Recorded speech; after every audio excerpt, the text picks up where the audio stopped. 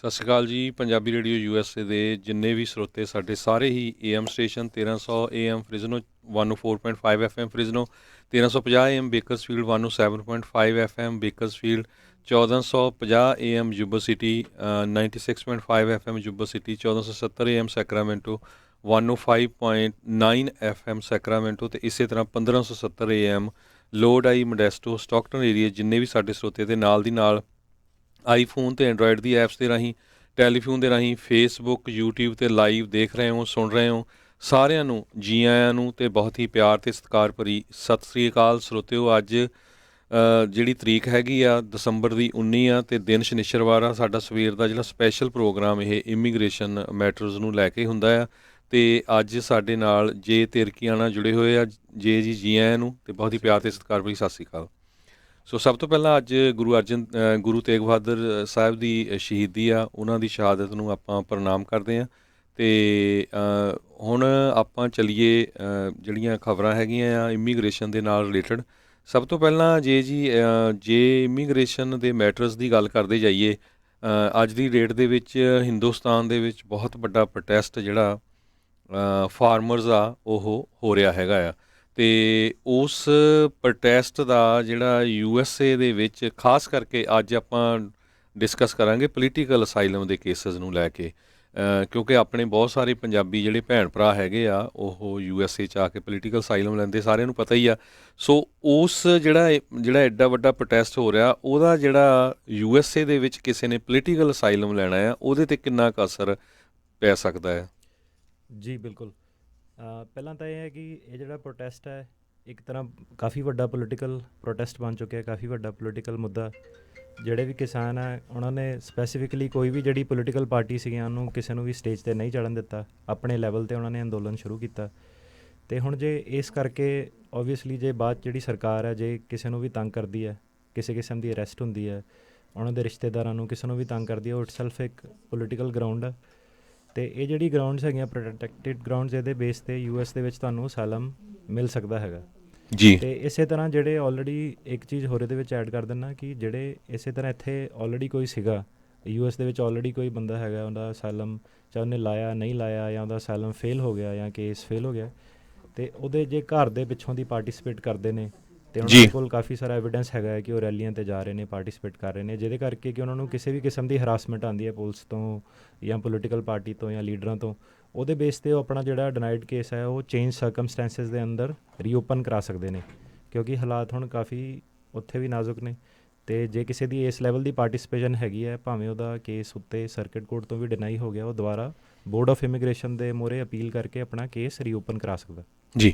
ਸੋ ਬਿਲਕੁਲ ਤੁਹਾਡਾ ਕਹਿਣ ਦਾ ਮਤਲਬ ਇਹ ਆ ਵੀ ਇੱਥੇ ਪੋਲੀਟੀਕਲ ਅਸਾਈਲਮ ਦਾ ਕੇਸ ਕਿਸੇ ਦਾ ਡਿਨਾਈ ਹੋਇਆ ਆ ਅਤੇ ਕਿਉਂਕਿ ਜੇ ਕੰਟਰੀ ਦੀ ਜਿਹੜੀ ਸਿਚੁਏਸ਼ਨ ਆ ਚੇਂਜ ਹੁੰਦੀ ਆ ਜਿਸ ਤਰ੍ਹਾਂ ਹੁਣ ਹੋ ਰਹੀ ਆ, ਆਪਾਂ ਦੇਖਿਆ ਜਦੋਂ ਪ੍ਰੋਟੈਸਟ ਸ਼ੁਰੂ ਹੋਏ ਸੀ ਉੱਥੋਂ ਬੈਰੀਕੇਡਸ ਤੋੜ ਕੇ ਅੱਗੇ ਜਦੋਂ ਕਿਸਾਨ ਗਏ ਆ ਉਹਨਾਂ ਨੂੰ ਕੁੱਟਿਆ ਮਾਰਿਆ ਵੀ ਗਿਆ, ਵਿਛਾੜਾਂ ਵੀ ਪਾਈਆਂ ਗਈਆਂ। ਲੇਟੈਸਟ ਅੱਜ ਦੀ ਨਿਊਜ਼ ਮੈਂ ਤੁਹਾਡੇ ਨਾਲ ਸਾਂਝੀ ਕਰਦਾ ਭਈ ਬਹੁਤ ਸਾਰੇ ਜਿਹੜੇ ਪਾਰਟੀਸਪੈਂਟ ਆ ਉਹਨਾਂ ਦੇ ਘਰਾਂ 'ਚ ਸੰਮਣ ਜਿਹੜੇ ਭੇਜੇ ਜਾ ਰਹੇ ਆ, ਉਹਨਾਂ ਨੂੰ ਡਰਾਇਆ ਧਮਕਾਇਆ ਜਾ ਰਿਹਾ ਪੁਲਿਸ ਵੱਲੋਂ। ਸੋ ਉਹਦੇ ਬਾਰੇ ਜਿਹੜਾ ਆ ਉਹ ਜਿੱਦਾਂ ਤੁਹਾਡਾ ਮਤਲਬ ਉਹਦੇ ਬੇਸ 'ਤੇ ਵੀ ਤੁਸੀਂ ਜਿਹੜਾ ਆ ਇੱਥੇ ਪੋਲੀਟੀਕਲ ਅਸਾਈਲਮ ਦੇ ਵਿੱਚ ਆਪਣੀ ਐਪਲੀਕੇਸ਼ਨ ਲਾ ਸਕਦੇ ਆ, ਰਾਈਟ? ਜੀ ਬਿਲਕੁਲ। ਜੇ ਤੁਹਾਡਾ ਕੋਈ ਵੀ ਪੋਲੀਟੀਕਲ ਓਪੀਨੀਅਨ ਹੈਗਾ ਅਤੇ ਉਹਦੇ ਬੇਸ 'ਤੇ ਤੁਹਾਨੂੰ ਕੁੱਟ ਪਈ ਹੈ ਜਾਂ ਤੁਹਾਡੇ ਨਾਲ ਦੇ ਜਿਹੜੇ ਸੀਗੇ ਉਹਨਾਂ ਨੂੰ ਕੁੱਟ ਪਈ ਹੈ ਜਾਂ ਤੁਹਾਨੂੰ ਕੋਈ ਫਿਊਚਰ ਦਾ ਵੀ ਥ੍ਰੈਟ ਹੈਗਾ ਜਾਂ ਤੁਹਾਡੇ ਕਿਸੇ ਰਿਸ਼ਤੇਦਾਰਾਂ ਨੂੰ ਕੁੱਟ ਪਈ ਹੈ, ਉਹਦੇ ਬੇਸ 'ਤੇ ਹਾਂਜੀ ਉਹ ਬਿਲਕੁਲ ਪ੍ਰੋਟੈਕਟਿਡ ਗਰਾਊਂਡ ਹੈ, ਉਹਦੇ ਬੇਸ 'ਤੇ ਤੁਹਾਨੂੰ US ਸ਼ਰਨ ਦੇ ਸਕਦਾ। ਜੀ ਬਿਲਕੁਲ। ਜੇ ਮੰਨ ਲਓ ਵੀ ਤੁਹਾਡੇ ਪੇਰੈਂਟਸ ਗਏ ਆ, ਉਹ ਉੱਥੇ ਪਾਰਟੀਸਪੇਟ ਕਰ ਰਹੇ ਹੈਗੇ ਆ ਆਪਣੇ ਪੀਸਫੁਲੀ, ਅਤੇ ਉਹਨਾਂ ਦੇ ਉੱਤੇ ਧੱਕਾ ਕਰ ਰਹੀ ਆ ਜਾਂ ਉਹਨਾਂ ਨੂੰ ਪੁਲਿਸ ਵਾਲੇ ਜਾ ਕੇ ਪੁਲਿਸ ਰਿਪੋਰਟ ਫਾਈਲ ਕਰਦੇ ਆ, ਅਤੇ ਉਹ ਜਿਹੜਾ ਆ ਬੇਸ ਪੋਲੀਟੀਕਲ ਅਸਾਈਲਮ ਦਾ ਇੱਥੇ ਬਣ ਸਕਦਾ। ਜੀ ਮੈਂ ਇਹ ਕਹੂੰਗਾ ਕਿ ਨੋਰਮਲੀ ਜਿਹਦਾ ਹੁਣ ਕੇਸ ਸਰਕਿਟ ਕੋਰਟ ਨੇ ਡਿਨਾਈ ਕਰਤਾ ਉਹਨੂੰ ਰੀਓਪਨ ਕਰਨਾ ਬੜਾ ਮੁਸ਼ਕਿਲ ਹੁੰਦਾ। ਸਿਰਫ ਇੱਕ ਜਿੱਦਾਂ ਚੇਂਜ ਸਰਕਮਸਟੈਂਸਿਸ ਡਾਕਟਰੀਨ ਦੇ ਥੱਲੇ ਓਪਨ ਹੋ ਸਕਦਾ, ਜਿਸ ਤੁਹਾਨੂੰ ਸ਼ੋਅ ਕਰਨਾ ਪੈਂਦਾ ਹੈ ਕਿ ਵਾਕਈ ਹਾਲਾਤ ਕਾਫੀ ਬਦਲ ਗਏ ਸੀਗੇ ਅਤੇ ਜਿਹਨਾਂ ਦੇ ਵੀ ਇੱਦਾਂ ਦੇ ਕੇਸ ਹੈ ਉਹਨਾਂ ਨੂੰ ਐਵੀਡੈਂਸ ਇਕੱਠਾ ਕਰਨਾ ਪਏਗਾ। ਕਾਫੀ ਉਹਨਾਂ ਦੇ ਜਿਹੜੇ ਪਿੱਛੇ ਪਰਿਵਾਰਿਕ ਜਿੰਨੇ ਵੀ ਮੈਂਬਰਸ ਹੈ, ਦੋਸਤ ਹੈ, ਪਾਰਟੀ ਦੇ ਮੈਂਬਰ ਸੀਗੇ, ਸਾਰਿਆਂ ਨੂੰ ਆਪਣੀ ਐਵੀਡੈਂਸ ਦੇਣਾ ਪਏਗਾ, ਐਫੀਡੇਵਿਟਸ ਵਗੈਰਾ, ਫੋਟੋਜ਼ ਵਗੈਰਾ। ਜੇ ਤੁਸੀਂ ਇੱਦਾਂ ਦਾ ਐਵੀਡੈਂਸ ਪ੍ਰੋਡਿਊਸ ਕਰ ਸਕਦੇ ਹੋ ਤਾਂ ਤੁਹਾਡਾ ਕੇਸ ਰੀਓਪਨ ਹੋ ਸਕਦਾ ਜੀ। ਸੋ ਬਿਲਕੁਲ ਜਿੰਨੇ ਵੀ ਸਾਡੇ ਸਰੋਤੇ ਜਿਹੜੇ ਆ ਪੰਜਾਬੀ ਰੇਡੀਓ USA 'ਤੇ ਇਸ ਟਾਈਮ ਸੁਣ ਰਹੇ ਆ, ਤੁਹਾਡਾ ਪੋਲੀਟੀਕਲ ਅਸਾਈਲਮ ਦਾ ਕੇਸ ਡਿਨਾਈ ਹੋਇਆ ਆ ਜਾਂ ਪੈਂਡਿੰਗ ਹੈਗਾ ਜਿਹੜੇ ਮੁਲਕ 'ਚੋਂ ਤੁਸੀਂ ਆਏ ਹੋ ਆ ਉੱਥੇ ਦੀ ਕੰਡੀਸ਼ਨਸ ਚੇਂਜ ਹੁੰਦੀਆਂ ਜਿਸ ਤਰ੍ਹਾਂ ਹੁਣ ਹੋ ਰਹੀਆਂ ਆਪਾਂ ਦੇਖੀਆਂ, ਅਤੇ ਉਹਦੇ ਬੇਸ ਦੇ ਉੱਤੇ ਤੁਸੀਂ ਚੇਂਜਸ ਕਰ ਸਕਦੇ ਆ। ਸੋ ਉਹਦੇ ਸੰਬੰਧ ਦੇ ਵਿੱਚ ਤੁਸੀਂ ਕੋਈ ਵੀ ਜਿਹੜਾ ਉਹ ਹੋਰ ਸੁਜੈਸ਼ਨ ਲੈਣਾ ਹੋਇਆ ਅਤੇ ਤੁਸੀਂ ਜਿਹੜਾ ਜੇ ਤਿਰਕੀ ਆਉਣਾ ਉਹਨਾਂ ਦੇ ਆਫਿਸ ਦੇ ਵਿੱਚ ਕਾਲ ਕਰ ਲਿਓ। ਨੰਬਰ ਮੈਂ ਉਹਨਾਂ ਦਾ ਅਨਾਊਂਸ ਕਰ ਦਿੰਦਾ ਆ, ਬਾਅਦ ਦੇ ਵਿੱਚ ਸ਼ੋਅ ਤੋਂ ਤੁਸੀਂ ਕਾਲ ਕਰ ਲਿਓ 415 909 0503 4159090503। ਅਤੇ ਅੱਗੇ ਆਪਾਂ ਚੱਲੀਏ, ਇੱਕ ਟਰੰਪ ਐਡਮਿਨਿਸਟ੍ਰੇਸ਼ਨ ਵੱਲੋਂ ਬਹੁਤ ਵੱਡੀ ਜਿਹੜੀ ਨਿਊਜ਼ ਆ ਰਹੀ ਆ ਵੀ ਉਹ ਰਿਵਾਈਵ ਕਰਨ ਜਾ ਰਿਹਾ ਆ ਮਾਈਗਰੈਂਟ ਟ੍ਰਾਂਜ਼ਿਟ ਬੈਨ, ਜਿਹਦੇ ਵਿੱਚ ਜਿੱਥੋਂ ਵੀ ਜਿੱਦਾਂ ਅਸਾਈਲੀ ਆਇਆ ਹੈਗਾ ਆ ਉਹਨੂੰ ਉਸ ਮੁਲਕ ਦੇ ਵਿੱਚ ਅਸਾਈਲਮ ਅਪਲਾਈ ਕਰਨਾ ਪੈਣਾ। ਜੀ ਬਿਲਕੁਲ, ਇਹਨਾਂ ਨੇ ਪਹਿਲਾਂ ਕਰਨ ਦੀ ਕੋਸ਼ਿਸ਼ ਕੀਤੀ ਸੀਗੀ ਜੂਨ ਦੇ ਵਿੱਚ, ਅਤੇ ਹੁਣ ਫਿਰ ਦੁਬਾਰਾ ਇਹਨਾਂ ਨੇ ਪ੍ਰਪੋਜ਼ ਰੂਲ ਮੇਕਿੰਗ ਚੱਲ ਰਹੀ ਹੈ ਇਸ ਵੇਲੇ, ਅਤੇ ਇਹ ਲਾਅ ਹੁਣ ਪਾਸ ਹੋ ਜਾਏਗਾ ਜਨਵਰੀ ਦੇ ਵਿੱਚ। ਇਹ ਲਾਅ ਬੇਸਿਕਲੀ ਕੀ ਹੈਗਾ ਕਿ ਉਹ ਕੀ ਕਰਨ ਦੀ ਕੋਸ਼ਿਸ਼ ਕਰ ਰਹੇ ਸੀਗੇ ਕਿ ਜਿਹੜੇ ਵੀ ਪੈਦਲ ਤੁਰ ਕੇ ਅਮਰੀਕਾ ਦੇ ਬਾਰਡਰ 'ਤੇ ਆਉਂਦੇ ਨੇ, ਮੈਕਸੀਕੋ, ਗੁਆਟੇਮਾਲਾ ਜਾਂ ਕੋਈ ਵੀ ਸਾਊਥ ਅਮਰੀਕਨ ਕੰਟਰੀਆਂ 'ਚੋਂ ਆਉਂਦੇ ਨੇ, ਉਹਨਾਂ ਨੇ ਸ਼ਰਤ ਰੱਖੀ ਹੈ ਹੁਣ ਕਿ ਤੁਸੀਂ ਪਹਿਲਾਂ ਉੱਥੇ ਅਸਾਈਲਮ ਫਾਈਲ ਕਰੋ। ਜੇ ਤੁਸੀਂ ਉੱਥੇ ਅਸਾਈਲਮ ਫਾਈਲ ਨਹੀਂ ਕਰਦੇ ਹੋ, ਤੁਸੀਂ ਇੱਥੇ ਅਸਾਈਲਮ ਫਾਈਲ ਕਰਨ ਦੇ ਐਲੀਜੀਬਲ ਨਹੀਂ ਹੁੰਦੇ। ਅਤੇ ਹੁਣ ਜੇ ਲਾਅ ਪਾਸ ਹੁੰਦਾ, ਇਹਦਾ ਕੀ ਹੈਗਾ ਕਿ ਫਿਰ ਤੁਹਾਡਾ ਜਦੋਂ ਇਹ ਲਾਅ ਪਾਸ ਹੋ ਗਿਆ ਫਿਰ ਤੁਹਾਡੇ ਲਈ ਇਮੀਗ੍ਰੇਸ਼ਨ ਜੱਜ ਵੀ ਕੁਛ ਨਹੀਂ ਕਰ ਸਕਦਾ, ਕਿਉਂਕਿ ਉਹ ਲਾਅ ਨੂੰ ਸਾਰਿਆਂ ਨੂੰ ਕੰਪਲਾਈ ਕਰਨਾ ਪਊਗਾ, ਅਤੇ ਕਾਫੀ ਜ਼ਿਆਦਾ ਇੱਕ ਤਰ੍ਹਾਂ ਇਹ ਅਸਾਈਲਮ ਨੂੰ ਐਂਡ ਕਰ ਦਊਗਾ ਜੇ ਇਹ ਲਾਅ ਰਹਿੰਦਾ ਜੀ। ਅਤੇ ਹੁਣ ਜਿਹੜਾ ਲਾਅ ਬੇਸਿਕਲੀ ਕੀ ਹੈਗਾ ਕਿ ਜਿਹੜੇ ਵੀ ਸਾਰੇ ਪ੍ਰੋਸੀਜਰ ਸੀਗੇ ਉਹਨਾਂ ਦੇ ਐਗਜ਼ਿਸਟਿੰਗ ਪ੍ਰੋਸੀਜਰ ਸੀਗੇ, ਭਾਵੇਂ ਅਸਾਈਲਮ ਸੀਗਾ, ਭਾਵੇਂ ਵਿਦਹੋਲਡਿੰਗ ਆਫ ਰਿਮੂਵਲ ਸੀਗਾ, ਭਾਵੇਂ ਕੈਟ ਰਿਲੀਫ ਸੀਗਾ, ਇਹ ਸਾਰਿਆਂ 'ਤੇ ਲਾਗੂ ਹੁੰਦਾ ਹੈ। ਇਹਦੇ ਨਾਲ ਇਹ ਜਿਹੜੇ ਈਵਨ ਥੱਲੇ USCIS ਦੇ ਅਸਾਈਲਮ ਆਫਿਸਰ ਸੀਗੇ ਉਹਨਾਂ 'ਤੇ ਵੀ ਲਾਗੂ ਹੈ। ਜਿਹੜੇ ਅੱਗੇ ਇਮੀਗ੍ਰੇਸ਼ਨ ਜੱਜ ਹੈ ਜਾਂ ਅੱਗੇ ਤੁਸੀਂ ਬੋਰਡ ਆਫ ਇਮੀਗ੍ਰੇਸ਼ਨ ਅਪੀਲ 'ਤੇ ਜਾਂਦੇ ਹੋ ਜਾਂ ਇਮੀਗ੍ਰੇਸ਼ਨ ਕੋਰਟ ਮੋਰੇ ਜਾਂਦੇ ਹੋ, ਸਾਰਿਆਂ ਦੇ ਮੋਰੇ ਇਹ ਰੂਲ ਐਪਲੀਕੇਬਲ ਹੈ। ਅਤੇ ਇਹ ਜਿਹੜੇ ਰੂਲ ਜਦੋਂ ਇਹਨਾਂ ਨੇ ਪਾਸ ਕੀਤਾ, ਇਹਨਾਂ ਨੂੰ ਤਕਰੀਬਨ 90,000 ਕਮੈਂਟਸ ਆਏ, ਘੱਟੋ ਘੱਟ 311 ਜਥੇਬੰਦੀਆਂ, different advocacy group, non profit organisation, ਜਿਹੜੀਆਂ ਧਾਰਮਿਕ ਸੰਸਥਾਵਾਂ ਵਾ, ਅਤੇ ਈਵਨ ਕਾਂਗਰੈਸ਼ਨਲ ਜਿਹੜੀ ਕਮੇਟੀ ਦੇ ਮੈਂਬਰਾਂ ਨੇ, ਕਾਫੀ ਕਾਂਗਰਸ ਦੇ ਲੀਡਰਾਂ ਨੇ, ਕਾਫੀਆਂ ਨੇ ਇਹਨਾਂ ਨੂੰ ਕਮੈਂਟਸ ਵਗੈਰਾ ਲਿਖੇ ਕਿ ਤੁਸੀਂ ਇਹ ਗਲਤ ਰੂਲ ਬਣਾ ਰਹੇ ਹੋ, ਤੁਸੀਂ ਇੱਦਾਂ ਨਾ ਕਰੋ। ਇਹ ਇੱਕ ਸਪੈਸੀਫਿਕ ਸਮੁਦਾਇ ਦੇ ਲੋਕਾਂ ਨੂੰ ਜ਼ਿਆਦਾ ਟਾਰਗੇਟ ਕਰਦਾ ਹੈ, ਜਿਹੜੇ ਕਿ ਸਾਊਥ ਅਮਰੀਕਨ ਜਿਹਨਾਂ ਕੋਲ ਕੋਈ ਹੋਰ ਕੋਈ ਆਪਸ਼ਨ ਨਹੀਂ ਹੁੰਦੀ, ਉਹਨਾਂ ਨੂੰ ਤਾਂ ਚੱਲ ਕੇ ਹੀ ਆਉਣਾ ਪੈਂਦਾ ਹੈ। ਅਤੇ ਆਫ ਕੋਰਸ ਕਿਉਂਕਿ ਮੈਕਸੀਕੋ ਕ੍ਰੋਸ ਕਰਨਾ ਪੈਂਦਾ ਉਹਨਾਂ ਨੂੰ ਆਉਣ ਤੋਂ ਪਹਿਲਾਂ, ਅਤੇ ਉਹ ਜਿਹੜੇ ਸਾਰੇ ਕਲੇਮ ਹੈ ਸਾਊਥ ਅਮਰੀਕਾ ਦੇ, ਇਹਦੇ ਨਾਲ ਉਹ ਸਾਰੇ ਬਾਹਰ ਹੋ ਜਾਣਗੇ ਜੀ। ਤਾਂ ਕਰਕੇ ਇਹ ਕਾਫੀ ਮੇਜਰ ਬਲੋਬੈਕ ਹੈ ਅਸਾਈਲਮ ਸਿਸਟਮ ਨੂੰ, ਜੇ ਇਹ ਲਾਅ ਅੱਗੇ ਚੱਲਦਾ ਜੀ। ਸੋ ਬਹੁਤ ਵਧੀਆ ਤਰੀਕੇ ਨਾਲ ਐਕਸਪਲੇਨ ਕੀਤਾ। ਸਰੋਤੇ ਜਿੰਨੇ ਵੀ ਸਾਡੇ ਸਰੋਤੇ ਸੁਣ ਰਹੇ ਆ, ਅੱਜ ਪੋਲੀਟੀਕਲ ਅਸਾਈਲਮ ਨੂੰ ਲੈ ਕੇ ਕਿਸ ਤਰ੍ਹਾਂ ਅਪਲਾਈ ਕਰਨਾ, ਕੀ ਉਹਦੇ ਚੇਂਜਸ ਆ ਰਹੀਆਂ, ਕਿੱਦਾਂ ਤੁਸੀਂ ਜਿਹੜਾ ਕਰੰਟ ਸਿਚੁਏਸ਼ਨ ਜਿਹੜੀ ਹਿੰਦੁਸਤਾਨ 'ਚ ਵਾਪਰ ਰਹੀ ਆ ਉਹ ਅਫੈਕਟ ਕਰ ਸਕਦੀ ਆ, ਇਹ ਬਹੁਤ ਵਧੀਆ ਤਰੀਕੇ ਨਾਲ ਤੁਸੀਂ ਐਕਸਪਲੇਨ ਕੀਤਾ। ਅਤੇ ਇਹ ਤੋਂ ਅੱਗੇ ਜੇ ਚੱਲਦੇ ਜਾਈਏ, ਆਪਣੀ ਕਮਿਊਨਿਟੀ ਸਟਿਲ ਉਹਨਾਂ ਨੂੰ ਬਹੁਤ ਮਿਸਅੰਡਰਸਟੂਡ ਪਤਾ ਨਹੀਂ ਚੱਲਦਾ ਹੈਗਾ ਵੀ, ਖਾਸ ਕਰਕੇ ਆਪਾਂ ਨੂੰ ਪਤਾ ਹੈ ਬਹੁਤ ਸਾਰੇ ਜਿਹੜੇ ਬਾਰਡਰ ਕ੍ਰਾਸ ਕਰਕੇ ਆਉਂਦੇ ਆ, ਕੋਈ ਮੈਕਸੀਕੋ ਵੱਲ ਦੀ, ਕੈਨੇਡਾ ਵੱਲ ਦੀ। ਸੋ ਉਹਦੇ ਸੰਬੰਧ ਦੇ ਵਿੱਚ ਹੋਰ ਜਿਹੜਾ ਥੋੜ੍ਹਾ ਜਿਹਾ ਜਿਹੜਾ ਕਨਫਿਊਜ਼ਨ ਆ ਉਹ ਐਕਸਪਲੇਨ ਕਰੋ ਵੀ ਕਿਸ ਤਰ੍ਹਾਂ ਉਹ ਜਿਹੜਾ ਆ ਜੇ ਆਉਂਦੇ ਆ ਤਾਂ ਅਪਲਾਈ ਕਰ ਸਕਦੇ ਆ ਜੀ। ਹੁਣ ਕੀ ਸੀਗਾ ਕਿ ਜਿਹੜਾ ਇੱਥੇ ਦਾ ਸਿਸਟਮ ਹੈ, ਜਿਹੜਾ ਤਾਂ ਸਿੱਧੇ ਤਰੀਕੇ ਆ ਉਹ ਅਸਾਈਲਮ ਆਫਿਸ ਦੇ ਮੂਹਰੇ, USCIS ਦੇ ਮੂਹਰੇ ਕੇਸ ਫਾਈਲ ਕਰ ਸਕਦਾ ਹੁੰਦਾ ਅਸਾਈਲਮ ਆਫਿਸ ਮੂਹਰੇ। ਜੇ ਅਸਾਈਲਮ ਆਫਿਸ ਨਹੀਂ ਉਹਨੂੰ ਗ੍ਰਾਂਟ ਕਰਦੀ ਤਾਂ ਅੱਗੇ ਇਮੀਗ੍ਰੇਸ਼ਨ ਕੋਰਟ ਮੂਹਰੇ ਚੱਲ ਜਾਂਦਾ ਸੀਗਾ। ਜਿਹੜੇ ਸਿੱਧੇ ਬਾਰਡਰ ਟੱਪ ਕੇ ਆਉਂਦੇ ਸੀਗੇ ਉਹਨਾਂ ਨੂੰ ਸਿੱਧੇ ਇਮੀਗ੍ਰੇਸ਼ਨ ਕੋਰਟ ਨੂੰ ਰੈਫਰ ਕਰ ਦਿੱਤਾ ਜਾਂਦਾ ਸੀਗਾ। ਇਮੀਗ੍ਰੇਸ਼ਨ ਕੋਰਟ ਮੂਹਰੇ ਜੱਜ ਤੁਹਾਡਾ ਕੇਸ ਡਿਸਾਈਡ ਕਰਦਾ ਸੀਗਾ। ਜੇ ਜੱਜ ਤੁਹਾਡਾ ਕੇਸ ਡਿਨਾਈ ਕਰ ਦੇਵੇ ਤਾਂ ਫਿਰ ਅੱਗੇ ਬੋਰਡ ਆਫ ਇਮੀਗ੍ਰੇਸ਼ਨ ਅਪੀਲਸ ਨੂੰ ਕੇਸ ਪਾਸ ਕਰ ਦਿੱਤਾ ਜਾਂਦਾ ਸੀਗਾ। ਬੋਰਡ ਆਫ ਇਮੀਗ੍ਰੇਸ਼ਨ ਅਪੀਲ ਤੋਂ ਜੇ ਡਿਨਾਇਲ ਹੋ ਜਾਂਦਾ ਸੀਗਾ ਅਤੇ ਫਿਰ ਤੁਹਾਡਾ ਸਰਕਿਟ ਕੋਰਟ ਮੂਹਰੇ ਚੱਲ ਜਾਂਦਾ ਸੀਗਾ, ਜਿਹੜੀ ਕਿ ਇੱਕ ਤਰ੍ਹਾਂ ਫਾਈਨਲ ਅਦਾਲਤ ਹੈ। ਅਤੇ ਹੁਣ ਜਿਹੜੇ ਸਰਕਿਟ ਕੋਰਟ ਹੈ, 12 ਸਰਕਿਟ ਕੋਰਟ ਆਫ ਅਪੀਲ ਹੈਗੇ US ਦੇ ਵਿੱਚ, ਜਿਹਦੇ ਵਿੱਚੋਂ ਦੀ 11 ਸਰਕਿਟ ਕੋਰਟ ਹੈਗੇ ਉਹਨਾਂ ਦਾ ਡਾਇਰੈਕਟ ਜੂਰਿਸਡਿਕਸ਼ਨ ਹੈਗਾ, ਜਿਹੜੇ ਕਿ ਹੈ ਇਮੀਗ੍ਰੇਸ਼ਨ ਜੱਜਾਂ ਦੇ ਕੇਸ ਸੁਣ ਸਕਦੇ ਆ ਜੀ, ਸੈਕਸ਼ਨ 242 ਦੇ ਥੱਲੇ। ਅਤੇ ਜਿਹੜਾ US ਕੋਰਟ ਆਫ ਅਪੀਲ ਜਿਹੜਾ ਡਿਸਟ੍ਰਿਕਟ ਆਫ ਕੋਲੰਬੀਆ ਦਾ ਹੈਗਾ, ਉਹ ਜਨਰਲੀ ਡਾਇਰੈਕਟ ਕੇਸ ਨਹੀਂ ਸੁਣਦਾ, ਕਿਉਂਕਿ ਜਿਹੜਾ DC ਹੈਗਾ, ਵਾਸ਼ਿੰਗਟਨ DC ਹੈਗਾ, ਉੱਥੇ ਕੋਈ ਡਾਇਰੈਕਟਲੀ ਉੱਥੇ ਇਮੀਗ੍ਰੇਸ਼ਨ ਕੋਰਟ ਨਹੀਂ ਹੈਗਾ, ਉਹ ਸਟੇਟ ਨਹੀਂ ਹੈਗੀ, ਉਹ ਡਿਸਟ੍ਰਿਕਟ ਹੈਗਾ ਇੱਕ। ਅਤੇ ਜਿਹੜੇ 11 ਸਰਕਿਟ ਕੋਰਟ ਸੀਗੇ ਉੱਥੋਂ ਦੀ, ਉਹਨਾਂ ਦਾ ਡਾਇਰੈਕਟ ਜੂਰਿਸਡਿਕਸ਼ਨ ਹੈ। ਅਤੇ ਹੁਣ ਜਿਹੜੇ 11 ਸਰਕਿਟ ਕੋਰਟ ਸੀਗੇ, ਇੰਟਰਸਟਿੰਗ ਗੱਲ ਇਹ ਸੀਗੀ ਕਿ ਇਹਨਾਂ ਦੀ ਹੁਣ ਆਪਣੀ ਡੈਫੀਨੇਸ਼ਨ ਸੀਗੀ ਅਸਾਈਲਮ ਦੀ, ਵਿਦਹੋਲਡਿੰਗ ਦੀ, ਕੈਟ ਦੀ। ਜਿਹੜਾ 9th ਸਰਕਿਟ ਫੋਰ ਐਗਜ਼ਾਮਪਲ ਜਿਹੜਾ ਕੈਲੀਫੋਰਨੀਆ ਨੂੰ ਲੱਗਦਾ, ਉਹਦਾ ਹੋ ਸਕਦਾ ਕਿ ਜਿਹੜਾ 2nd ਸਰਕਿਟ ਨਿਊਯਾਰਕ ਨੂੰ ਲੱਗਦਾ ਉਹਦਾ ਡਿਫਰੈਂਟ ਤਰੀਕੇ ਦੀ ਇੰਟਰਪ੍ਰੀਟੇਸ਼ਨ ਸੀਗੀ। ਜਿਹੜਾ ਕੇਸ ਕਈ ਵਾਰੀ ਇੱਥੇ ਪਾਸ ਹੁੰਦਾ ਸੀਗਾ, ਉਹ ਇੱਦਾਂ ਵੀ ਹੋ ਸਕਦਾ ਹੈ ਕਿ ਉੱਥੇ ਨਹੀਂ ਪਾਸ ਹੋ ਸਕਦਾ ਦੂਜੇ ਜੂਰਿਸਡਿਕਸ਼ਨ 'ਚ। ਇਹਦੇ ਵਿੱਚ ਇੱਕ ਬੜਾ ਜਿਹੜਾ ਸਭ ਤੋਂ ਇੰਪੋਰਟੈਂਟ ਕੇਸ ਇਹਦੇ ਵਿੱਚ ਐਗਜ਼ਾਮਪਲ, ਇੱਕ ਲਾਈਵ ਐਗਜ਼ਾਮਪਲ ਦਿੰਦਾ। ਪਲੋਕਾ ਵਰਸਸ ਹੋਲਡਰ ਇੱਕ ਕੇਸ ਸੀਗਾ ਸੈਕੰਡ ਸਰਕਿਟ ਦੇ ਵਿੱਚ ਸੀਗਾ। ਇਹਦੇ ਵਿੱਚ ਹੁਣ ਕੋਰਟ ਜਿਹੜਾ ਇਹ ਡਿਸਾਈਡ ਕਰ ਰਿਹਾ ਸੀਗਾ ਕਿ ਜਿਹੜਾ ਪਰਟੀਕੂਲਰ ਸੋਸ਼ਲ ਗਰੁੱਪ ਹੁੰਦਾ, ਤੁਹਾਨੂੰ ਜਿਹੜਾ ਅਸਾਈਲਮ ਮਿਲਦਾ ਉਹ ਰਿਲੀਜਨ, ਪੋਲੀਟੀਕਲ ਓਪੀਨੀਅਨ, ਅਤੇ ਇਹਦੇ ਵਿੱਚ ਇੱਕ ਪਰਟੀਕੂਲਰ ਸੋਸ਼ਲ ਗਰੁੱਪ ਵੀ ਇੱਕ ਚੀਜ਼ ਹੈ ਜਿਹਦੇ ਬੇਸ 'ਤੇ ਤੁਸੀਂ ਜੇ ਇਹ ਸ਼ੋਅ ਕਰਦੇ ਹੋ ਕਿ ਤੁਸੀਂ ਇੱਕ ਬੜੇ ਛੋਟੇ ਸਮੁਦਾਇ ਦੇ ਜਾਂ ਇੱਕ ਗਰੁੱਪ ਨੂੰ ਬਿਲੋਂਗ ਕਰਦੇ ਹੋ, ਅਤੇ ਉਸ ਬੇਸ 'ਤੇ ਤੁਸੀਂ ਅਸਾਈਲਮ ਕਲੇਮ ਕਰ ਸਕਦੇ ਸੀਗੇ। ਇਹਦੇ ਵਿੱਚ ਇੱਕ ਲੇਡੀ ਸੀਗੀ ਅਲਬੈਨੀਆ ਤੋਂ, ਉਹਨੇ ਕੇਸ ਕੀਤਾ ਸੀਗਾ ਅਤੇ ਕੋਰਟ ਦੇ ਮੂਹਰੇ ਇਹ ਮੁੱਦਾ ਸੀਗਾ ਕਿ ਜਿਹੜੀਆਂ ਯੰਗ ਵੂਮਨ ਹੈਗੀਆਂ ਅਲਬੈਨੀਆ ਤੋਂ 15 ਤੋਂ 25 ਸਾਲ ਦੇ ਵਿੱਚ, ਕੀ ਉਹ ਇੱਕ ਪਰਟੀਕੂਲਰ ਸੋਸ਼ਲ ਗਰੁੱਪ ਆਪਣੇ ਆਪ 'ਚ ਫਾਰਮ ਕਰਦਾ ਕਿ ਨਹੀਂ ਕਰਦਾ। ਜੀ। ਅਤੇ ਤੁਸੀਂ ਹੁਣ ਇੱਦਾਂ ਨਹੀਂ ਕਹਿ ਸਕਦੇ ਕਿ ਸਾਰੇ ਜੇ ਤੁਸੀਂ ਫੋਰ ਐਗਜ਼ਾਮਪਲ ਇੱਕ ਮੈਜੋਰਟੀ ਪੋਪੂਲੇਸ਼ਨ ਹੈਗੇ ਆ, ਤੁਸੀਂ ਇਹ ਨਹੀਂ ਕਹਿ ਸਕਦੇ ਕਿ ਇਹ ਪਰਟੀਕੂਲਰ ਸੋਸ਼ਲ ਗਰੁੱਪ ਹੈ। ਜੇ ਤੁਸੀਂ ਇੱਕ ਮਿਨੋਰਟੀ ਰਿਲੀਜਨ ਹੈ, ਤੁਸੀਂ ਇੱਕ ਮਿਨੋਰਟੀ ਐਥਨਿਕ ਕਮਿਊਨਿਟੀ ਹੋ, ਤੁਸੀਂ ਉਹਦੇ ਬੇਸ 'ਤੇ ਤੁਸੀਂ ਕਲੇਮ ਕਰ ਸਕਦੇ ਹੋ ਕਿ ਤੁਸੀਂ ਇੱਕ ਪਰਟੀਕੂਲਰ ਸੋਸ਼ਲ ਗਰੁੱਪ ਨੂੰ ਬਿਲੋਂਗ ਕਰਦੇ ਹੋ ਅਤੇ ਤੁਹਾਡਾ ਅਸਾਈਲਮ ਹੋ ਸਕਦਾ ਜੀ। ਅਤੇ ਹੁਣ ਇਹ ਜਿੱਦਾਂ ਹੁਣ ਸੈਕੰਡ ਸਰਕਿਟ ਨੇ ਵਾਪਸ ਬੋਰਡ ਆਫ ਇਮੀਗ੍ਰੇਸ਼ਨ ਨੂੰ ਅਪੀਲ ਨੂੰ ਭੇਜਿਆ ਕਿ ਸਾਨੂੰ ਲੱਗ ਰਿਹਾ ਕਿ ਇਸ ਕੇਸ ਦੇ ਵਿੱਚ ਕਾਫੀ ਦਮ ਹੈ, ਇਹਨੂੰ ਵਾਪਸ ਭੇਜਿਆ ਕਿ ਇਹਨੂੰ ਦੁਬਾਰਾ ਬੋਰਡ ਆਫ ਇਮੀਗ੍ਰੇਸ਼ਨ ਡਿਸਾਈਡ ਕਰੇ। ਅਤੇ ਇਹ ਫਿਰ ਜਿਹੜੇ ਵੱਖ-ਵੱਖ ਸਰਕਿਟ ਆ ਉਹਨੂੰ ਵੱਖ-ਵੱਖ ਤਰੀਕੇ ਨਾਲ ਕੇਸ ਜਿਹੜੇ ਆ ਉਹਦੀ ਇੰਟਰਪ੍ਰੀਟੇਸ਼ਨ ਕਰ ਸਕਦੇ ਆ। ਜਿਹੜੇ ਲਾਅ ਕਿੱਦਾਂ ਬਣਦੇ ਨੇ ਕਿ ਜਿਹੜੀ ਕਾਂਗਰਸ ਹੈ ਉਹ ਵੋਟ ਕਰਦੀ ਹੈ, ਉਹ ਆਪਸ 'ਚ ਇੱਕ ਬੜੇ ਬਰੋਡ ਮਤਲਬ ਕਿ ਬੜੇ ਮੋਟੇ ਤੌਰ 'ਤੇ ਉਹ ਇੱਕ ਲਾਅ ਬਣਾਉਂਦੀ ਹੈ, ਇੰਨੀ ਸਾਰੀ ਛੋਟੀਆਂ ਡਿਟੇਲਸ ਦੇ ਵਿੱਚ ਉਹ ਨਹੀਂ ਜਾ ਸਕਦੀ ਕਿ ਉਹ ਡਾਇਰੈਕਟਲੀ ਸਿੱਖਾਂ ਦੇ ਉੱਤੇ, ਅਲਬੇਨੀਅਨ ਦੇ ਉੱਤੇ, ਰਹਿੰਜੋ ਮੁਸਲਿਮ ਦੇ ਉੱਤੇ ਇੱਦਾਂ ਕਰਕੇ ਲਾਅ ਬਣਾਵੇ। ਅਤੇ ਕਾਂਗਰਸ ਹੁਣ ਕੀ ਕਰਦੀ ਹੈ ਕਿ ਉਹ ਇਨ ਜਨਰਲ ਉਹ ਇੱਕ ਬਰੋਡ ਫਰੇਮਵਰਕ ਪ੍ਰੋਵਾਈਡ ਕਰ ਦਿੰਦੀ ਹੈ। ਫਿਰ ਜਿਹੜੇ ਹਰੇਕ ਸਿਰਫ ਇਮੀਗ੍ਰੇਸ਼ਨ 'ਚ ਨਹੀਂ, ਹਰੇਕ ਜਿਹੜੇ ਕੋਈ ਵੀ ਟੌਪਿਕ 'ਤੇ ਲਾਅ ਬਣਨਾ, ਅਤੇ ਜਿਹੜੇ ਫਿਰ ਕੀ ਹੁੰਦੇ ਕਿ ਜਿਹੜੇ ਜਿੰਨੇ ਵੀ ਮਹਿਕਮੇ ਹੁੰਦੇ ਨੇ ਜਾਂ ਐਡਮਿਨਿਸਟ੍ਰੇਟਿਵ ਏਜੰਸੀਆਂ ਹੁੰਦੀਆਂ, ਉਹ ਹੌਲੀ ਹੌਲੀ ਕਰਕੇ ਉਹਨੂੰ ਲਾਅ ਨੂੰ ਡਿਵੈਲਪ ਕਰਦੀਆਂ ਜਾਂ ਇੰਟਰਪ੍ਰੇਟ ਕਰਦੀਆਂ। ਅਤੇ ਇਸੇ ਤਰ੍ਹਾਂ ਜਿਹੜਾ ਇਮੀਗ੍ਰੇਸ਼ਨ ਦਾ ਲਾਅ ਹੈ, immigration and nationality act INA ਉਹਨੂੰ ਕਹਿੰਦੇ ਨੇ ਜੀ, ਉਹਦਾ ਜਿਹੜਾ ਸੀਗਾ ਉਹਦੇ ਥੱਲੇ ਏਜੰਸੀਆਂ ਆ ਜਾਂਦੀਆਂ, ਫਿਰ ਡਿਪਾਰਟਮੈਂਟ ਆਫ ਹੋਮਲੈਂਡ ਸਿਕਿਉਰਿਟੀ ਜਾਂ ਡਿਪਾਰਟਮੈਂਟ ਆਫ ਜਸਟਿਸ ਜਾਂ ਡਿਪਾਰਟਮੈਂਟ ਆਫ ਸਟੇਟ, ਇਹ ਜਿਹੜੇ ਮਹਿਕਮੇ ਸੀਗੇ ਇਹ ਫਿਰ ਇਹਨੂੰ ਅੱਗੇ ਲਾਅ ਨੂੰ ਐਕਸਪੈਂਡ ਕਰਦੇ ਨੇ, ਆਪਣੀ ਪੋਲਿਸੀਜ਼ ਦਿੰਦੇ ਨੇ, ਆਪਣੇ ਰੂਲਸ ਵਗੈਰਾ ਦੱਸਦੇ ਨੇ। ਅਤੇ ਫਾਈਨਲੀ ਕੀ ਹੈ ਕਿ ਜਿਹੜਾ ਅਟਰਨੀ ਜਨਰਲ ਹੁੰਦਾ ਹੈ, ਅਲਟੀਮੇਟ ਹੱਕ ਉਹਨੂੰ ਦਿੱਤਾ ਜਾਂਦਾ ਹੈ ਕਿ ਉਹ ਆਪਣੀ ਇੰਟਰਪ੍ਰੀਟੇਸ਼ਨ ਦੇ ਸਕਦਾ, ਉਹ ਦੱਸ ਸਕਦਾ ਹੈ ਕਿ ਇਹ ਲਾਅ ਨੂੰ ਕਿੱਦਾਂ ਇੰਟਰਪ੍ਰੇਟ ਕਰਨਾ। ਅਤੇ ਤਾਂ ਕਰਕੇ ਫਿਰ ਇਹ ਕਾਫੀ ਪੋਲੀਟੀਕਲ ਮੁੱਦਾ ਵੀ ਹੋ ਜਾਂਦਾ ਹੈ ਕਿ ਜਿਹੜਾ ਵੀ ਨਵਾਂ ਅਟਰਨੀ ਜਨਰਲ ਆਉਂਦਾ ਉਹ ਆਪਣੇ ਹਿਸਾਬ ਨਾਲ ਜਾਂ ਤਾਂ ਬੜੀ ਕੰਜ਼ਰਵੇਟਿਵ ਉਹਦੀ ਇੰਟਰਪ੍ਰੀਟੇਸ਼ਨ ਕਰਦਾ ਜਿੱਦਾਂ ਆਪਾਂ ਦੇਖਿਆ, ਅਤੇ ਜਿਹਦੇ ਨਾਲ ਕਿ ਕਈ ਵਾਰੀ ਇਮੀਗ੍ਰੈਂਟਸ ਨੂੰ ਕਾਫੀ ਨੁਕਸਾਨ ਵੀ ਹੁੰਦਾ ਜੀ। ਅਤੇ ਫਿਰ ਕਿਉਂਕਿ ਅਟਰਨੀ ਜਨਰਲ ਵੀ ਬਿਜ਼ੀ ਆ, ਉਹਨੂੰ ਹੋਰ ਵੀ ਕੰਮ ਹੈ, ਅਤੇ ਉਹ ਸਾਰੇ ਇਹ ਨਹੀਂ ਕਿ ਹਰੇਕ ਟਾਈਮ ਉਹਨੇ ਇਮੀਗ੍ਰੇਸ਼ਨ ਦੇ ਹੀ ਲਾਅਜ਼ ਦੇ ਉੱਤੇ ਲੱਗਾ ਰਹਿਣਾ, ਅਤੇ ਕਾਫੀ ਸਾਰਾ ਜਿਹੜਾ ਕੰਮ ਹੈ ਉਹ ਬੋਰਡ ਆਫ ਇਮੀਗ੍ਰੇਸ਼ਨ ਅਪੀਲਸ ਨੂੰ ਡੈਲੀਗੇਟ ਕਰ ਦਿੰਦਾ, BIA ਜਿਹਨੂੰ ਕਹਿੰਦੇ ਆ।